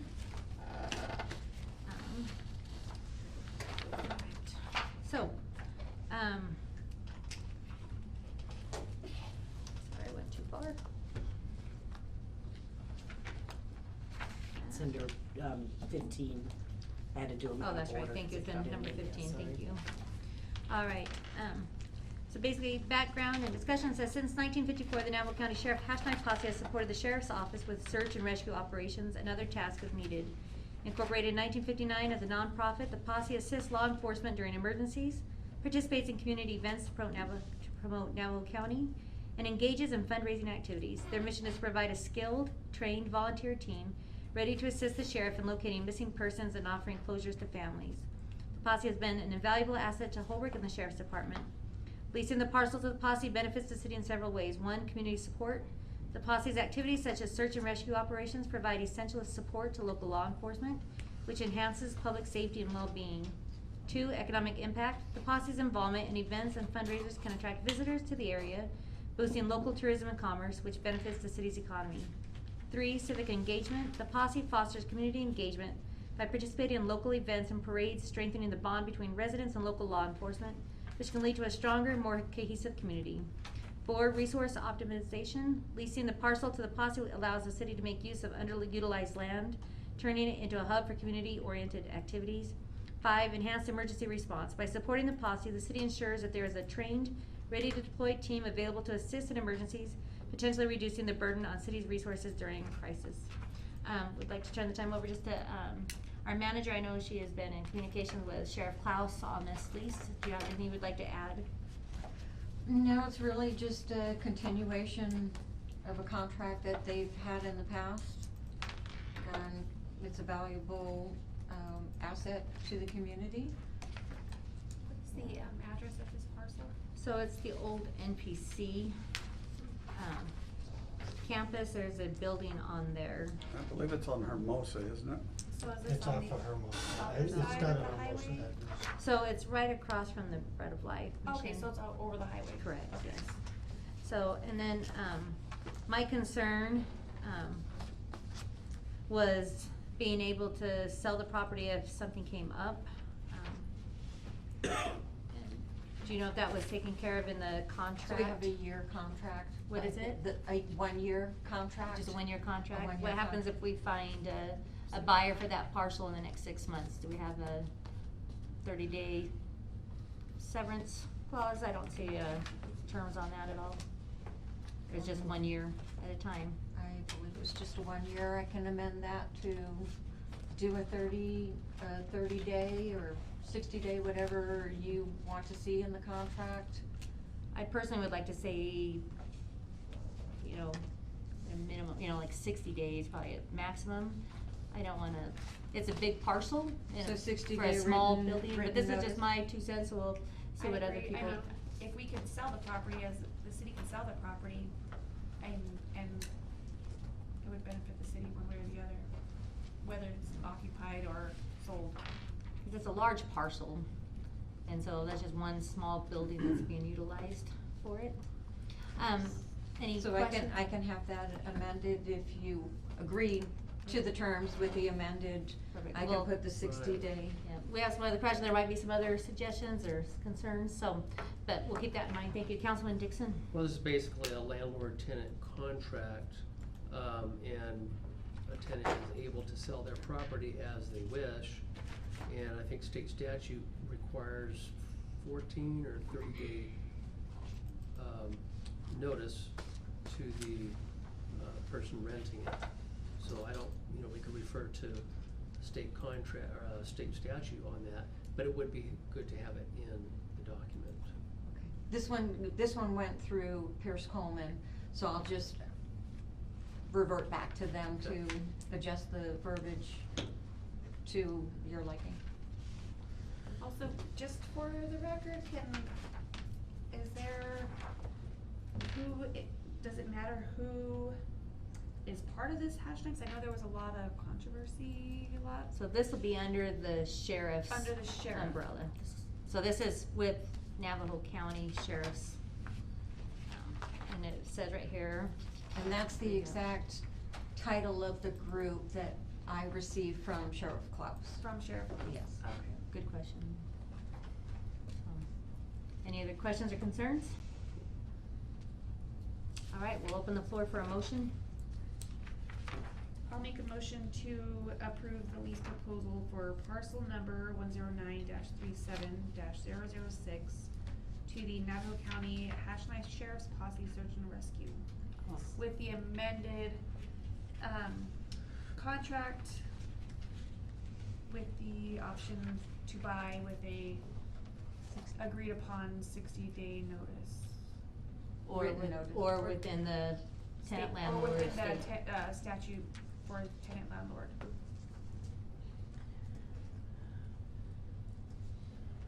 I'll second that. Oh, sorry. Any further questions or discussion? Yeah, I have one. Yes. So, if the city decides to sell that property, they would give the sheriff's office 60 days to vacate that property? Correct. Whatever the statute says. Or the tenant landlord, so. Is it one or the other? Cause if the statute is 14 days. but Then we go with the It's state typically statute. 30. Yeah, It's typically 30. we can't go under what the state requires, Oh, but we we can can't go always, under. we I can always see. go over. Okay. So do you wanna say it? I would just do a flat 60 days, I I'm mean, comfortable with that too, so. cause I mean, by the time you go through escrow and all. So your motion will be for 60 days? For 60 Let's days. just say that. Okay. And Do you still second that, the 60 days? All right, any further question or comment? Hearing none, all in favor say aye. Aye. Aye. All right, motion passes, thank you. All right, is that the end of our new business? I believe so. All right, thank you for sitting through that. All right, we'll move on to item number 10, summary of current events. As a reminder, this weekend is the Ralph Lerman softball tournament, August 17th. At 6:30 that evening, there will be a cruise through town. You can meet at Wayside and join the cruise through town. And then at 7:30, on the library lawn, there will be an outdoor movie, Angels in the Outfield. And this came together with the movie and a lot of the tournament stuff, with a lot of sponsors coming in and paying the fees to be able to provide the movie. So we do want to thank a lot of the citizens. They also had citizens donate money for the first 50 kids who get there can get a free snow cone from Mama Lou's snow cone truck. So, and we knew we couldn't do this without the great support of the community, so we appreciate them coming out and do that. So come on out, watch some good softball, and come watch a movie Saturday night. Also, today's Navajo Code Talker Day, and we want to do a shout out and thank you to all our past vets for their service to our country. And I looked it up trying to find out if we had any Navajo Code Talkers still alive, and We do. they said there was about 3 they think still alive, so that's impressive. So, also September 6th, just a little plug. So Holbrook football plays Winslow in Winslow, and just so y'all know, I've got a little friendly wager with the mayor of Winslow. If we lose, I have to wear their jersey to the next council meeting. If we win, Mayor Kano has to. So please come out to Winslow football September 6th and bring your red, white, and blue spirit, and let's bring home that win this year. So, and last but not least, we'll let the manager talk a little bit more. But on Monday night, the 19th, from 6 to 8, there will be a meet and greet with our new manager up at the Mesa. But we'll let her talk about that a little more. And that is all I have. Councilman Dixon. So I was able to see the fire department and the police respond to a fire at my church at 1202 West Hopi at Calvary Chapel. We were having our homeschool co-op there, so the building was full of children, and the fire was a truck that just pulled up, pickup truck, and and Randy was there too. And the truck was fully engulfed within just a couple minutes, and it threatened the building as well. and they were able to get there and maintain order and put the fire out, and things are back to normal without any damage to the building. So I want to thank you guys. Alex, thank you for leading a good team. Thank you very much. I would like to, if you could put in your report that you're going to talk about in a few minutes, the two new positions, where that funding is coming from, the two ladies that were here earlier. Thank you, that's all I have. Thank you. Councilwoman Tafoya. I don't think I had anything. All right. Councilwoman Pacheco? I did, and I can come back to it if you yeah, do I it. come back to it, I Okay. don't remember what I was gonna say. Councilman Black? Yeah. Through the course of last week, quite a few residents called me and complained about the amount of transients and vagrants we got in all our city parks and up and down our alleys. It's getting worse and worse. And I met with the city manager, and I think she's gonna come up with a plan for it, or try to come up with a plan for it, but I mean, a lot of these is at the city park right across from businesses that we have that, you know, they're sitting there in the daytime and they're seeing all these guys passed out on the lawns and not real sightly. So I'm hoping, in the past, our chief kind of took it upon himself, Chief Jackson, and he got after it, and it went away for quite a while, but it's back now, and we need to take care of it again. And other than that, I don't have anything else. Okay, thank you. Councilwoman Pat? No. Vice Mayor Nelson? Nothing at this time. Thank you. Yes. And Councilwoman Pacheco? Two things. The Parks Department, the bathrooms were immaculate last time I went out there. So, and I did get a hold of whoever was working for the Parks Department, Recreation, to let them know, like, I really appreciate it, and everybody else did around there. I mean, even the grass looks really nice. They cleaned up the sidewalks, the walkways. And I have been in communication with our city manager about, the jungle in front of the dollar store lately. So I know it is being worked on, and everybody else who's been complaining, like, it is being addressed, because I even offered to assist. I have a question if I can do it. We can't have a discussion. No, So- We can't discuss. But you can talk to, Make a statement. you can make a statement, and then they can look into it. So, do you have another statement you'd like to make? well, I appreciate our city manager for doing that, but I'm wondering, and then you can get back with me later on this question, if we can have the responsibility of being able to address some of these issues. I don't think we can, but I don't know, but if all of us could take part in these kind of discussions, it would help a lot. I mean, you know, seeing these places around sign and say, hey, can you do something here? I appreciate what you've done, but can we take responsibility of being able to do some of that too? police. Oh, no. So maybe this is so we can ask, administration to come up with a plan, and then. I can address that for you. Sure. All right, so with that, we'll go ahead and turn the time over to Manager Sharon. So, first off, address, I guess, do you want me to expound upon anything else? For the that's in- public's sake, do you mind going ahead and just reading it out loud so the public hears what you've been doing? Thank you. So here are a brief overview of activities conducted on behalf of the city of Holbrook from the 18th of July to the 7th of August. I had one-on-one meetings with Supervisor Peshlikai. We had introductory discussions and a request to work with the county to repave the golf course road. So trying to get some kind of, joint agreements here and helping one another. I met with City Council member Dixon, Black, Tafoya, Pacheco, and Pack, and Vice Mayor Nelson, as well as the Holbrook City Safety Manager Joyce Stewart. I attended the following meetings: Apache and Navajo County Manager and Council Association meeting, Holbrook P&Z Eco Factor EV proposition meeting via Zoom, and we discussed a potential for EV charging points and manufacturing in the area.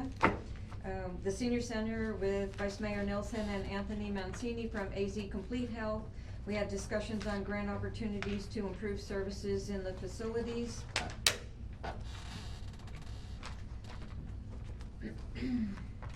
I met with Hank Ash from White Mountain Radio Petrocom to discuss possible lease of 24 square feet at the wastewater treatment plant.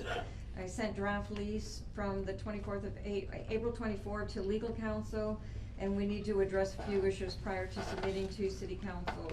I met with Chris Fetzer of NACOG via telephone, again an introductory meeting. ASU Jet Team and Mayor Smith to discuss EPA grant opportunity, which is going to be ongoing. We also met with Carolyn from First AZ to discuss that same EPA grant opportunity. So between Carolyn from First AZ and ASU Jet, we'll be working together for an EPA grant. I met with Civic Plus to discuss the redesign and content for a new website. Also included in that is Municode arm of Civic Plus for codification of ordinances. Enterprise Fleet Management, Randy and I met them to discuss potential lease agreements for city vehicles. Meeting with Rex MX, as you already know, and we had that come to council for the motocross. Public outreach, met with the Liars Club at Pat's Cafe, just received input on various issues regarding the city. Financial reviews, met with Randy to discuss various budget matters, and our discussion with Corey at Morton Capital, as you already heard tonight. Spoke with Maddie from American Ramp Company regarding revitalization of Hunt Park Skate Park. She will send over, and I received that quote today, and design options for phase 1 at Hunt Park with possible further discussion on phase 2. I had that discussion with her today, and I also discussed a pump track with her that we had previous discussions when we had the Hunt Park meeting with the community. And continuing to work on grant opportunities. Again, met with ASU representatives for the EPA grant. And I did submit 2 grants, one for $30,000 with AZ Complete Health, and that was for a new 4-tray food warmer, a new commercial dishwasher, and to fix the dangerous steep ramp at the front entry desk, which is not ADA compliant. I also submitted one with St. Mary's, and I have to follow up on that one because their grant application, I did all the submissions. They asked for at least 2 quotes on certain items, and it didn't give me an opportunity to submit those quotes or even put in a dollar figure. So I had to email them to find out how I'm supposed to provide that information. So we'll see how that goes. As for Councilmember Dixon, the 2 admin positions, those are administrative assistants. Those were in the budget. We have them, so Misty has been here for 4 weeks, Amanda 2 weeks, and we've worked out succession planning with them. Misty will be training after her 6-month probation period. She's still doing some with Lisa, when Lisa retires, unfortunately, in 2 years. We're planning on her becoming the city clerk. When that happens, we'll hire a new admin person and get that person trained and cross-trained. Amanda has financial background she's working on, as well as just doing administrative stuff. She's been working with Pat on accounts payable, payroll, and financial aspects of that. So again, when Pat leaves, she'll be able to take over some of that. She'll also be working with Randy on whatever he wants to give up from the financial standpoint of his job responsibility. So I hope that answers that question for you. PD and the vagrants, I did send out a record of communication to Chief Christensen asking him to have his officers patrol those specific areas to deter the vagrants from being there. It is a continued problem. They will increase their patrols, but we are shorthanded. We have 6 officers right now. We should be getting 2, I think he said, here relatively shortly.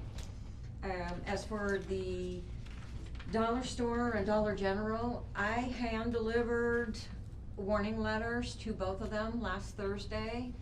I have also indicated to Mr. Jarvis, who is doing our commercial code enforcement, that I would like a list from him of every single property that is in violation. He responded back that most of those businesses will be on that list, but I stress the importance of a citywide cleanup, that every single one, starting with the most serious violations, get letters first, but everyone will be getting violation letters if they're in violation. And we're just gonna follow up on that. I've been stressing that for several weeks, that we need to clean up. So we're going by our codes and our ordinances, and hopefully here we'll have some responsible owners that actually come in and do that.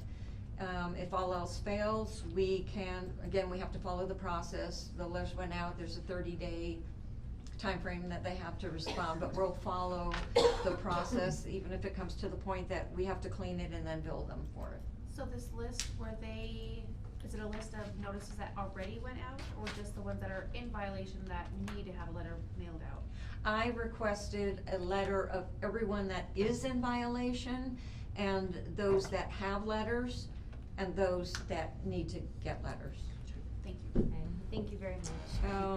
And then, again, addressing unsightly issues, besides putting the hammer down really on code enforcement. I have been in discussions with several people about brownfields and trying to get these property owners to, again, step up to the plate and demo the property if it's that bad, or do something to pick it up. But we're not inviting if we have all these empty buildings, burnt out buildings. They're just unsightly. So again, I'm working on that, and I'm just waiting on the right avenue that we can take, even if it's legal. Some of even the residential, we've spoken to legal counsel about putting liens on the properties to get it fixed. So I hope that addresses your other issue. The other one you already mentioned, Mayor, about the Meet Your City Manager. I want to conduct this, just a meet and greet, no agenda, listen to what the residents have to say, good, bad, ugly, whatever. If I can do this maybe for the next couple of months, and then maybe move it to a quarterly event, I'll get an idea from the residents on what they want. But I still have an open door policy, so anybody that wants to come in can surely come in, email me, call me, text me, or whatever. I have had several people just walk in, and I've had discussions with them. So this is just another avenue for them to get to know me, and me to find out what their needs and wants are, besides what I hear from you when you contact me. All right, thank you very much. So I wanted to address the other issue that you mentioned, you getting involved in. I don't know if you want me to pass on things. I would think you'd want me to handle any of the issues, unsightliness. I do have a meeting with a resident that's coming in to complain about the unsightliness, so I'll get details, but I take the burden off of you to handle that. I can just keep you abreast of what happens, but you're already hearing on what I'm doing and trying to, keep code enforcement on and have everybody follow it. All right, thank you very much. The meet and greet. All right, so the meet and greet there, you just wanted to confirm August 19th? August 19th at the Mesa Restaurant. It's from 6 to 8. if anybody wants to go there, sit down and eat, that's on them, but I'll just be there, to talk. Great, with and if anybody any to council chat. member has follow-up questions, we'll give you a call, so that's. where You we're just at. mentioned, the project that was brought up about the Hunt Park area. Yes. The skate. You said something about the one, was it the skate park that you're working on? So the skate That park, those and then I kids came in? also mentioned the pump track. At this point, she's just looking I'm into. just looking at, those kids came and asked for like a couple pieces of equipment for the skate park that cost maybe $500 for both. And then to turn the ramps a different way. Is that something that can be taken care of to? So, Councilman with those Tapoy, just really kids? fast, just so we don't get into those banter and questions, stuff like that. It's great questions. She'll be happy to follow up with you. I know. Okay. So that is a discussion, and we'll see if we can make that public and things like that, but Okay. we're just not supposed to That's be fine. trying to question and I answer can this send night, you so. an email. But Okay. I do know she is looking into with those kids. They've emailed her. Oh, okay. And so she's in communication with those kids. Thank you. All right, and with that, we've got a new item on that summary of current events, the department reports. We will not be going through it, but in your folders, you will have it's under tab 14, I believe it is. Yes, under tab 14, you've got all the departments have a update of what they've done this past month, and we should be expecting those once a month, at the first of each I month. appreciate it. So Yeah, we I do like appreciate that very much, so. All right, with that, item number 11, submission of written petition for items not on the agenda. Lisa, do we have any? No, there are no. Thank you. Item number 12, adjournment. I'll open the floor. Motion we adjourn. I'll second that. Good. Motion second. All in favor, say aye. Aye. All right, we will. Aye. Thank you. So we're gonna take a 5-minute recess, and then we'll open up the work session in 5 minutes, and we will move down here, and we will go quickly on it. I motion we adjourn the work session.